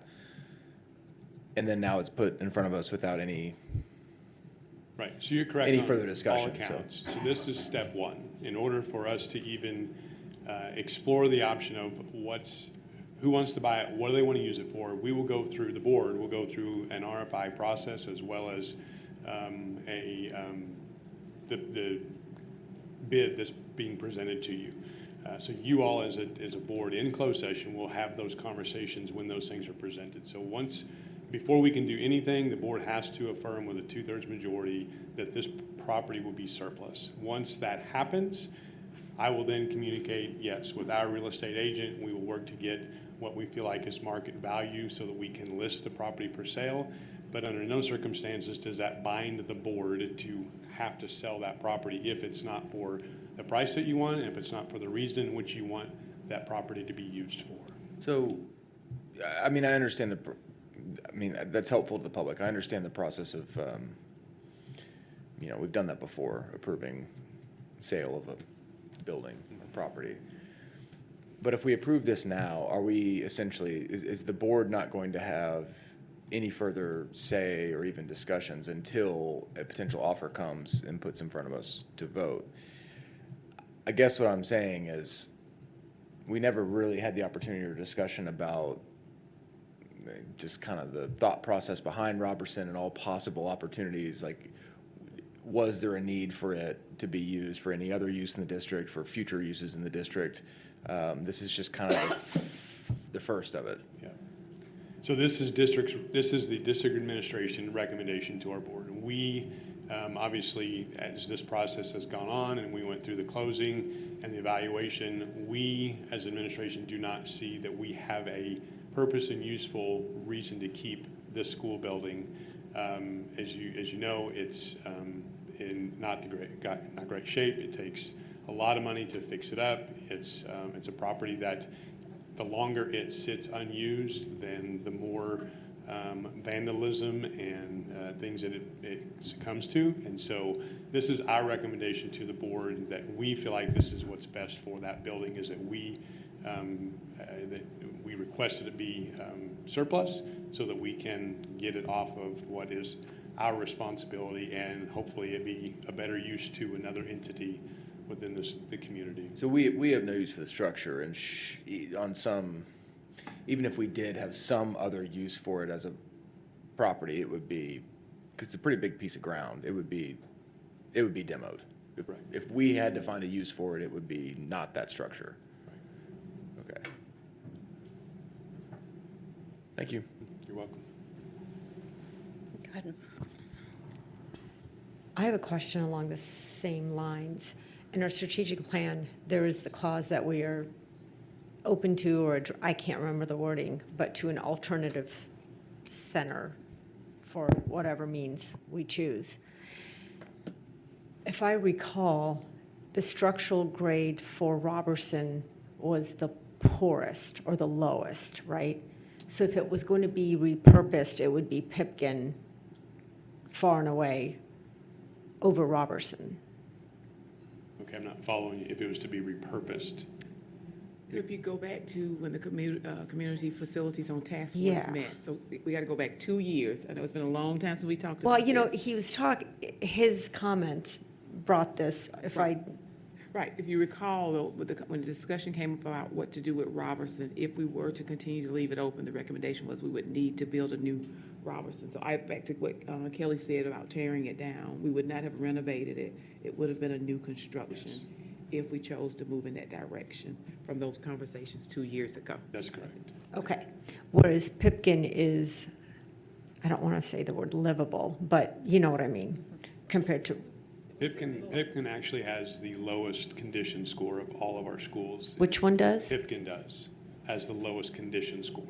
Lower than Robertson? Yeah. Okay. Probably overall is the building where Robertson may have a few flashes of greatness in it. I didn't understand. What did you mean by that? I was being sarcastic. Oh. They're both buildings that, yes, the community task force said if we are to put this as part of the bond, they need to be new construction. They need to be rebuilt, not renovated. So yes, the building is in dire need of a lot of work. What's the acreage difference between Robertson and Pipkin? Amount of land they sit on? I don't have that number in front of me, but I can get it. But certainly Pipkin is in a more valuable real estate location, One or would more think. central. Yeah, one would think. What was that? One would think so, yes. Okay. Other board member comments or questions? Did you have anything? Okay. Did you? Not yet. Okay, and we had our discussion before our motion. So at this time, I will entertain a motion, and I just got logged out. I'll entertain a motion that the Board of Education approves the recommendation to declare the real estate property known as Robertson as surplus real estate and authorizes and directs the sale and transfer or lease of the property identified.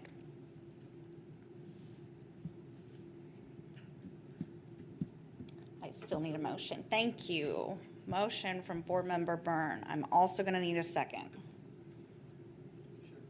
Second from Board Member Provance, and then we will vote.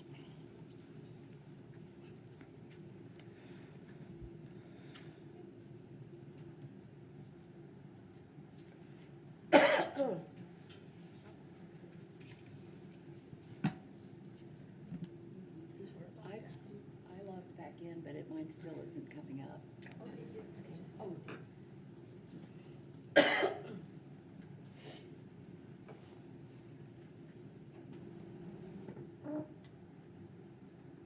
And the motion carries 6-0. That moves us to item 7.03, city utilities easement. Mr. Dilliday is joining us, and I think you're with us for the next few agenda items. Next few items, yes. Yes, yes. So before you this evening is a easement request from City Utilities. It's at Westport K-8 School. Total land involved in this is 0.147 acres. This easement will provide a connect with the existing service line at Westport and will tie into an existing gas main. So redundancy for school building. Okay. I'll entertain a motion that the board authorize and approve granting a variable with utility easement to City Utilities, City of Springfield, for a 10-foot variable with utility easement on Lot 18 of Golden Gardens subdivision. Do I have a motion? So moved. Motion from Board Member Byrne. Do I have a second? Second from Board Member Mohammed Khani. Is there any discussion before we vote? Seeing none, we will vote.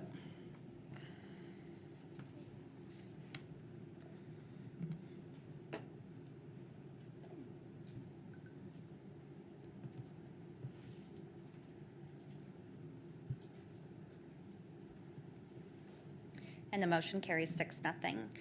That moves us to item 8.01, change orders and agreements. Do I have a motion that the board will approve the expenditures as presented?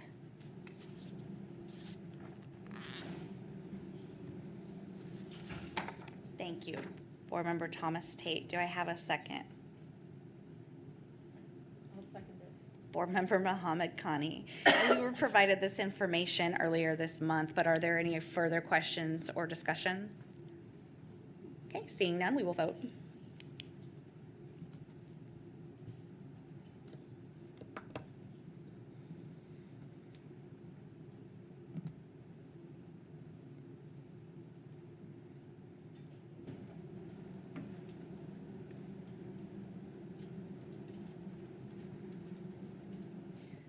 The motion regarding change orders and agreements passes 6-0. That moves us to item 8.02, architectural services. And again, we were provided this information earlier this month and have had an opportunity to ask questions.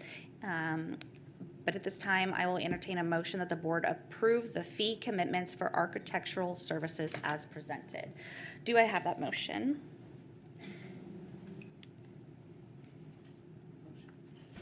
Thank you. And do I have a second? Second from Board Member Thomas Tate. Sorry, motion from Board Member Provance. Second from Board Member Thomas Tate. Any further discussion or questions? Yeah, I have a question. When were we presented? You said earlier this month, right? When were we presented this? Did we get this provided earlier? It was with the, no, you have the agenda, but not the content was posted Friday. The content was posted on Friday. The agenda came out, but the content wasn't posted until Friday. So it wasn't, well, earlier this month. It was provided earlier this month. 4 days ago, okay. Just not as early as many of these other items. Okay, I just want to make sure I didn't miss something.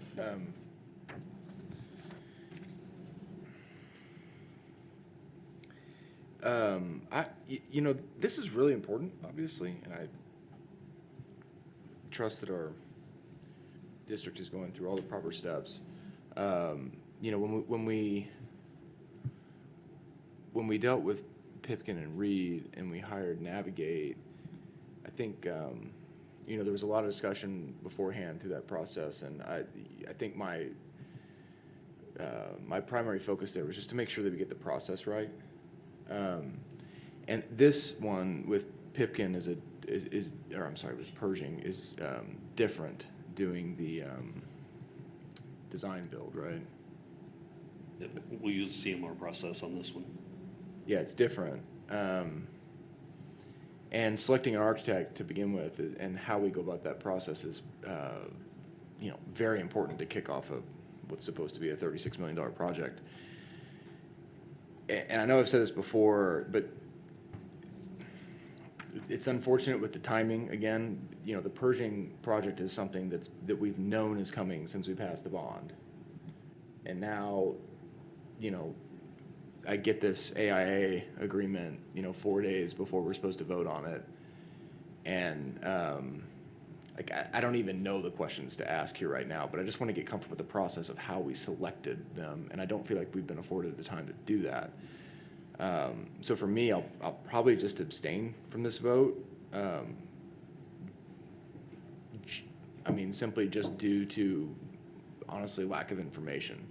And then, should it pass, I'd certainly like to follow up with Dr. Lathan and her team to find out a little bit more about how and why this group was selected, and a little bit more about the AIA agreement specifically, and probably most importantly, the budgeting process and how how the architectural firm plays into that to make sure that we are being the most responsible stewards of the bond funds, to make sure that we are getting Pipkin what it needs, but also can move on to other projects beyond that with remaining funds in the bond, especially with a project that's a remodel where you can have a lot of overruns. Pershing's going to be an exciting project, and we do have representation from Ashley Snyder in the House. Melissa Higby's here. Should you have any specific questions you'd like to ask of the firm? I don't, and I know that sounds terrible. It's just, I don't even know where to start because we just haven't had a lot of information along the way of how we've gotten to this point. So, and this was the first step for moving this project forward. Select architectural firm, then we'll go through the CMR process of getting somebody on board, a general contractor on board. We have dealt with this previously, a CMR project at Hillcrest. So this is the first step to move forward with the project. How many architects responded to the bid, or the what do we call it? Request for proposal, or? How 11. How many firms responded? 11. Or submitted a bid? 11. We interviewed 6. And qualifications, is that correct? Request for qualifications? So we selected this firm. Through the process. Not based on price, but based on qualifications due to state statute, We didn't even right? start negotiating price until we contacted them and said, we want you to be the architect on this project. Let's start talking about fees. And then there was a lot of back and forth to get to that point, and Sean's work with the team got to a fixed price, which is what has been our focus on this bond issue, much like Pipkin and Reed, so that the design has no direct correlation to cost. But Ashley Snyder is a firm that we have worked with for many years. They do a lot of renovation. They do a lot of renovation throughout different school districts around the region. And so they were a firm that we verbally had talked with for many months before it finally got to the point of bringing it to the board's attention for their request for approval. So I know we've got a lot going on, and these combined sessions are hard. But man, this is a big one that didn't just sneak up on us. So it's just, I mean, I just don't want to sit here and complain about that, but I just would have liked to have had a little bit more information along the way to help me get comfortable with making such an important decision. I have some questions. So the only building that we have experience with is Hillcrest? With this particular firm? Yes. No, we have, there's history all the way back into the 50s with Ashley Snyder. They're a local firm. The last project they did with us was the PLVC Center where Launch is located. They did Parkview Gym window replacements. That was a huge project. Hickory Hills, we did a project there a few years ago on skylight replacements. They do a tremendous amount of work at Ozark school districts. They did work in Fairview School District, Mansfield School District. So is their niche renovation, is that what gave them an edge? They are very experienced in renovation and demolition, yes. Okay. When you narrowed it down to 6 architects, did they include architects who we have previous experience with in terms of building? So it sounds like we're moving towards renovation over a new build. Because that's sort of, I mean, you know, it's like are we putting the cart before the horse? Well, we've got to get the architectural firm on board, and then we'll get the GC through CMR on board, and then we'll really start diving into this building. You know, renovation or new build, they have experience in both. But we need to get the team on board to be able to truly evaluate, is this building the best thing to move forward as a renovation, or is the best thing to move forward as a new structure? Okay. And the way the fee structure is set up, so, and I'll be totally frank. The fact that Mr. Byrne is feeling having just even a tiniest bit of reservation makes me uncomfortable, because I feel like from all of us, or at least compared to me, you have more subject matter expertise. I'm just looking at this thinking, wow, a clerical makes $90 an hour. I guess that's the going rate. And that's about where my knowledge ends. Speak to that, since you mentioned. Sure. Just, like, I don't have specific reservations about this group, or it's literally just a lack of timing and information and just understanding of the process along the way. I have no direct It's reservation about the lack of, like, I don't know how we got here. So, for example, what Stephen Hall did with how we got to the rebranding, I sure would have loved to hear how we got here. And I know I've asked these questions before, but it's still a big black box, and a lot of hand waving is how it comes across to me. Probably because. If I could, I'll just comment that briefly. Go for it. And I know this was asked when we recommended the architects for both Pipkin and for Reed. And so we walked through that process of an RFQ was put out. We had 11 architects submit qualifications, and then we had a team internally that reviews those qualifications. And we have a specific scoring rubric that we utilize for the things that we put out. So who's on that team? I think specifically I was on that team, Sean was on that team, our project managers, Barb Busick, Brian Saunders. I think that was the 4 people that made up that team that specifically work in this field. And so we narrowed that down. Obviously, we wanted people that had worked with schools. We wanted that experience. And so we had that rubric. We narrowed it to 6. We interviewed all 6. We felt comfortable after all 6. We could have selected any of those. Some of them were firms that we had used on the last bond issue. Some were a new makeup of firms. If you remember when on the previous bond, Paragon and SAP worked collaboratively together on 3 projects. And when they interviewed, we really felt strongly about both teams, and we said, you know what? We want them to do each of their own projects. And so and they were ecstatic about that. This was a team that with Ashley Schneider was super impressive, not only on paper but in interviews, and it was somebody that we felt very strongly about from the beginning, not only from our past history of working with them, but also what they've done in the region. They were an architect with Fremont Elementary. They did that major renovation and reconstruction at Fremont. So would they work with our owner's rep, or is that only for new builds? So to answer your question regarding the whole renovation or new build, keep in mind the Community Task Force and Facilities, it was their recommendation that this be a renovated project with some reconstruction. A lot of that was due to the cost estimates that we received. It was nearly going to be $80 million to build a new Pershing Middle School. We're optimistic about where the pricing came in with Reed and how far under budget it was. And so that is something that, much like the Williams Elementary project, that was a construction management at risk project. And so we had the architect on board, we hired the CM.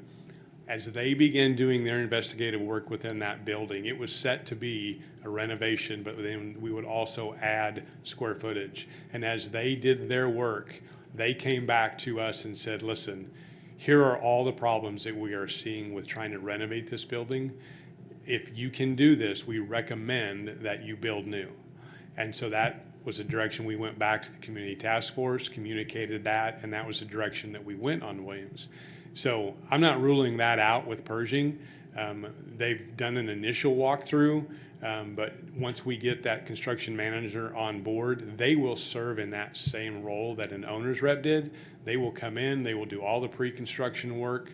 As we design, they will guide and direct with pricing and look at all the different scopes of work.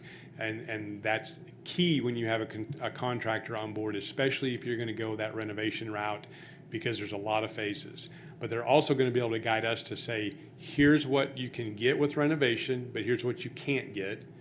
And then here's what you're going to be able to get with new construction. And then we have to make that decision to be able to say, okay, here's what we feel is best based on the information that we know. So that's, again, the recommendation from the task force was that we renovate and reconstruct.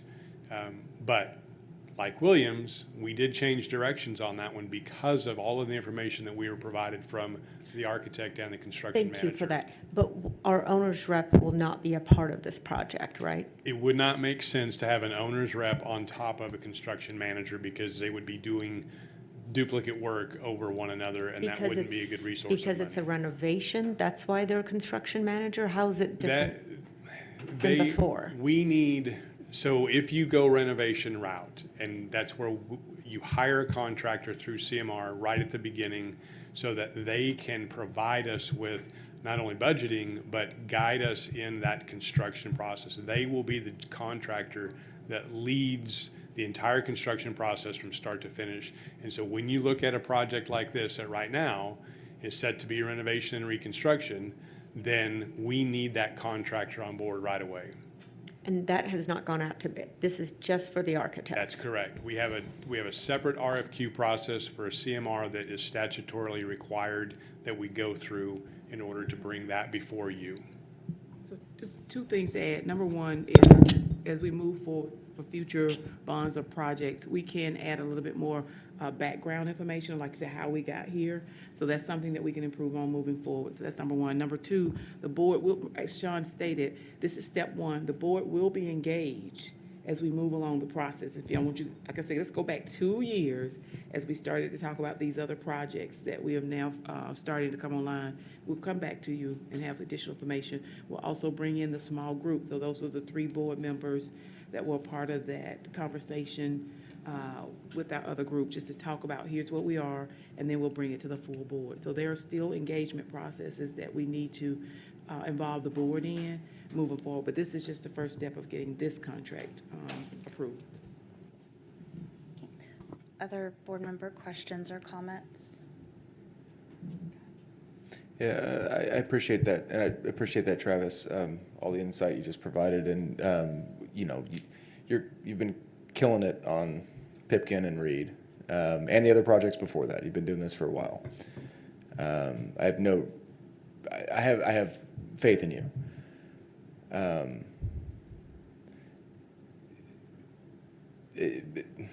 mean, maybe it doesn't make sense. It's a big decision we have to make. I really would have liked for this to have been the type of thing that we had a lot of time, a lot of runway, that it could have been one that appeared on a study session and then a general meeting. It's just a lot to feel comfortable and get on board and make that decision kind of blind now without just a little bit more information. So had this been a first read and then we vote on it 2 weeks from now, I would have had that 2 weeks to do more research and really feel good about that decision. So that's my only reservation. And I mean, I don't feel great about it. I just wish we would have had more time. And we'll make note of that, but I do want to mention that historically, from the beginning of when the 2019 bond started, everything that was specific to bond approval has always been presented and approved at the same meeting so that the work could continue moving forward. So this is not out of that same process. When I would have presented Pipkin and Reed to you all, it would have been at a meeting under 2023 bond updates and actions, and I would have asked for that approval. So this isn't out of what we normally do, but if that's something that the will of the board is that we want this to be presented in a different manner in the future for architects, then we can certainly look at that. Thank you. And thank you, Board Member Mohammed Khani. I had the same question about the owner's rep and the good reminder about our small group that we have with the board. So, okay, we do have a motion and a second. Are there any other questions or comments before we vote? Okay, seeing none, we will vote.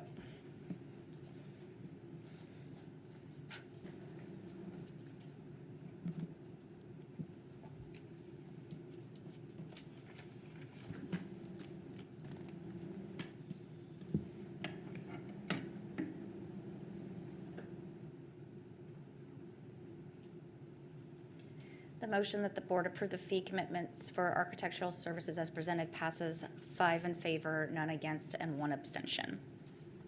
That moves us to our quarterly bond update. turn it over to you. Can't believe it's already been 3 months. So exciting times, a lot of progress going on within the district with the bond projects. This particular slide, I really like this because it shows how we are touching the entire district. It's not one area or one building. We're touching all over the school district.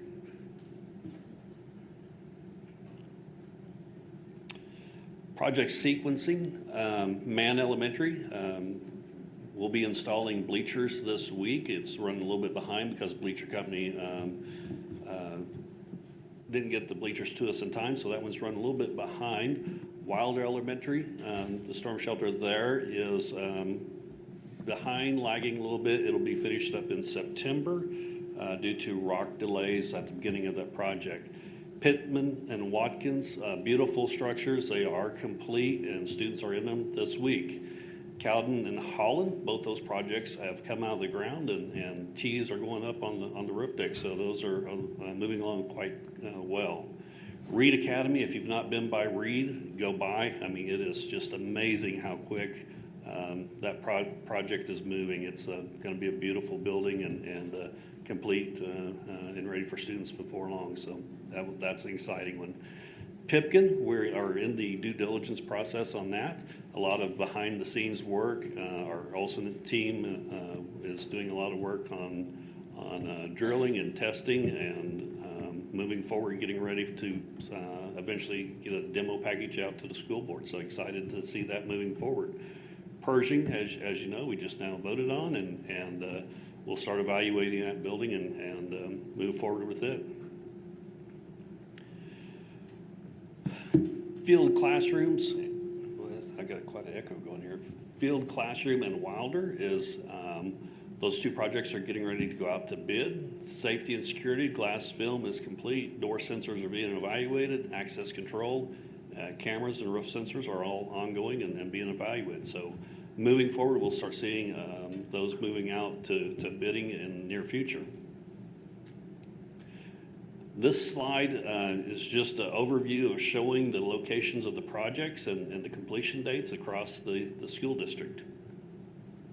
Financially, we're very stable with the bond funds. We was very fortunate with Reed on that bid. Currently, we've got $6.6 million in actual earnings and still anticipating another $14.3 in future earnings. So doing very well in the bond financials. The exciting part is showing you the new buildings. It's my favorite part.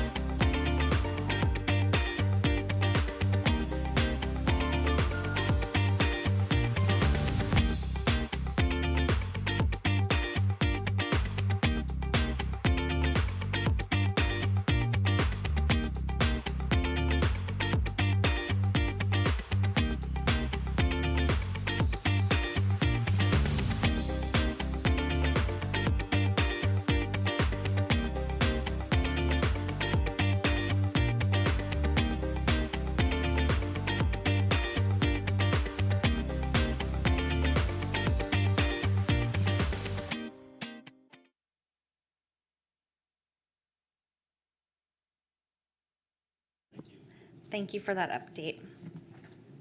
That brings us to item 9.01, superintendent's update. Good evening. So Mr. Dealday shared the information on our progress. I want to check people's, fact check on memories. Do you all remember 3 years ago, the music sounded like funeral home music, and now we have a little step. I don't know if you noticed, I had a little bounce in my shoulder, so really excited. Our actual first ribbon cutting will be next Thursday, August the 29th. Board members, it should be on your calendar for 4:30 at Mann Elementary School. So it's right before their SPS University event. So Thursday, August the 29th at Mann Elementary School. Just a thank you to all members of Team SPS. That includes staff, parents, and students for a wonderful school opening yesterday. We had actually in the seats or virtually 21,265 students. And then tomorrow, our Early Childhood Wonder Years program starts. So we'll be welcoming about 900 to 1,000 more students tomorrow. So really excited about that. As we shared earlier during Mr. Hall's presentation, between now and September 13th, all of our schools will be hosting their SPS University Open House events. That information is posted on those schools' websites, and also we have pushed that information out across the district. That concludes my comments for tonight. All right, thank you, Dr. Lathan. That moves us to item 10.01, board comments. Are there any board comments this evening?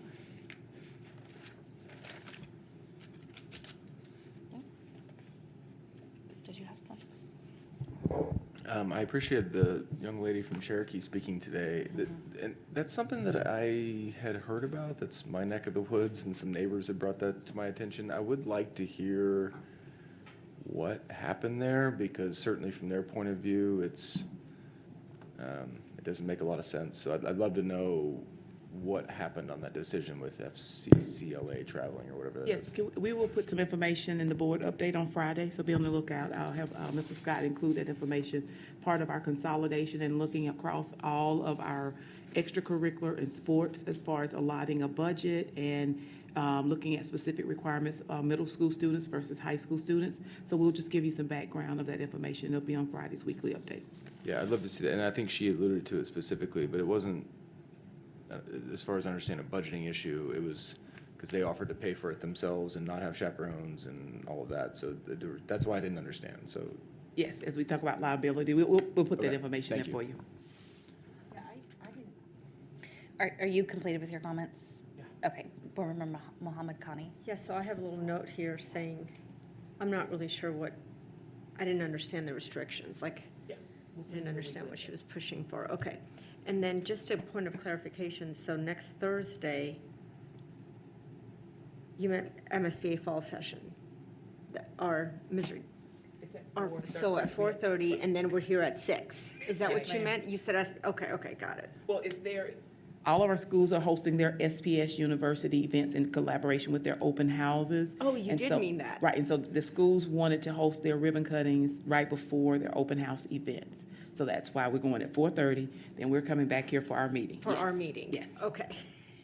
I just want to make sure that was still happening. Yes, it's still happening. Okay, any other board member comments? I need to make my comments before Mrs. Brenner, because she always gives a wonderful speech.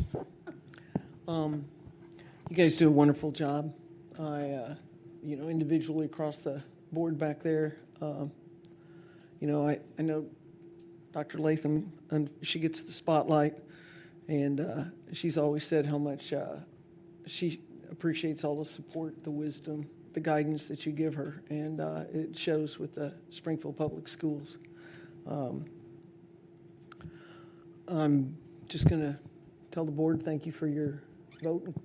Administration, thank you for clearing up the coaches and athletic and activity stipends. I want to really kind of talk to the board for just a second. I think that tonight has been a great night of working together, and I can see that we really have put the schools in the spotlight and what we want to try to accomplish and how we want to try to help each other. And working together and teamwork is always the best way to get it to go. So it was a good meeting. Thank you.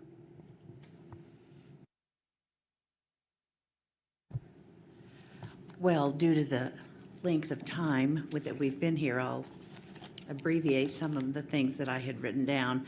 The back-to-school bash was so fun and wonderful, and the event at Great Southern, I thought that was very interesting and cool. That shows you my age because I use the word cool. But it really is, the school business is the one place where we start fresh every year. And although the board continues to work, and certainly the staff continues to work year-round, 24/7, but our kids really do get a fresh start. Our families get a fresh start. And that, I think, is so important, that feeling of kind of renewal and high energy and school supplies and all the stuff that goes with the opening of school. I love the first day of school. It's breathtaking to me, all the inner workings that has to go on in order to pull this off. And tonight was just one more indication of all that I didn't know that gets done behind the scenes, and to make sure that we're a well-oiled machine. Not perfect, but we're doing our very best. So I will continue to say it's a privilege for me to serve on this school board. It really is wonderful. And I know that in the school business, well, really any business, I guess, but the school business is what I'm most familiar with. You can walk into a school, and if you look through a lens that's negative, you're going to see some negative things because it's not going to be perfect. But if you walk in with a positive lens, you're going to see that. And so just keep that in mind. We're not going to be perfect every day. Mistakes are going to be made. We'll stumble a little bit, but people are working really hard, and I don't think we can emphasize that enough and show our appreciation enough. And since Dr. Lathan chose to talk about the music, I will just tell you that the music, the score for the Top Gun music, since I'm the district historian now, was written by Tommy Whitlock, the 1972 graduate of, and he won an Academy Award at Glendale High School. He just passed away within the last year, which was tragic, but his friend Mary was one of my very dear friends. So Tommy Whitlock won the Academy Award, Glendale class of 1972. Yes. And I guess he just took my breath away. Get it? Oh, that's a groaner. Okay. Thank you. Since you just self-described yourself as the school historian, I would like to know what logo SPS had before the star catcher thing. I'm very, very interested in that. The last graduation for our 2024 graduates didn't happen in May. It happened a few weeks ago. Yes. And I just want to applaud those students who in May could not graduate, but through their hard work, through the hard work of the educators and the entire SPS team and all the adults and peers in their life, we graduated even more students over the summer, and it was just as exciting as in May. So, yes. Thank you. Thank you for pointing Yes. that out. And then I'm going to renew Dr. Lathan's call that she's been making out in the community about our focus this year is to increase our English language arts MAP scores by 2%. And the community can take a part in that by taking a selfie with whatever book you're reading right now and posting it on social media, because we all know that, as Stephen indicated tonight, our students are looking at social media, so make sure you post it on all your platforms, but especially Instagram, because that's where our students are located, and looking. And just a reminder that should Dr. Thomas Tate be able to speak in the future, I know that her heart and passion are in literacy, and being able to read and read well opens up all sorts of doors. Yes, yes, you can. Thank you. That's all I had. Okay, and I had at the top of my list, and Dr. Thomas Tate, I'm sorry I didn't get to it. I just glanced over it. I guess I was so excited about Tom Whitlock. Anyway, I had an opportunity to visit Ujima this summer, and most people in the room are familiar with that to some extent. But I, as a reading specialist, was so impressed with the quality of instruction that I saw going on in those 3 stations. They were tying literacy into a science lesson. into a geography lesson. It was absolutely incredible. If any of you have not had an opportunity to watch some of the magic that's being performed over at Ujima, you need to take the time to get there, because everybody up at this table and probably in this room, everybody is interested in ABCs. And that's where you see it, not only in our classrooms, but in a wonderful program that's provided to our community. And it was the brainchild of Dr. Thomas Tate. So kudos to you and your group. And it was really inspirational. Kids were just, oh, it was just so fun, so fun. So go over there and see what's going on.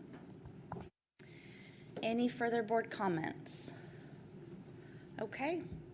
That brings us to item 10.02, upcoming meetings. Our next meeting will be another combined meeting because of some conflicts with some events that some of our board members will be attending. So our next combined meeting will be on Tuesday, September the 17th.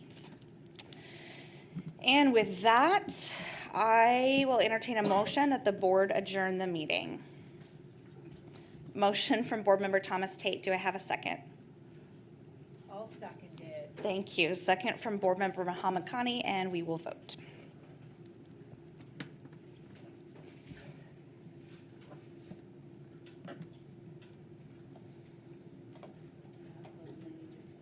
Oh, shoot.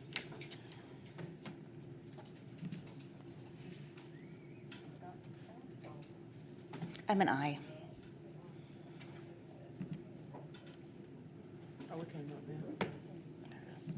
Okay, the motion carries. We will see you all in September.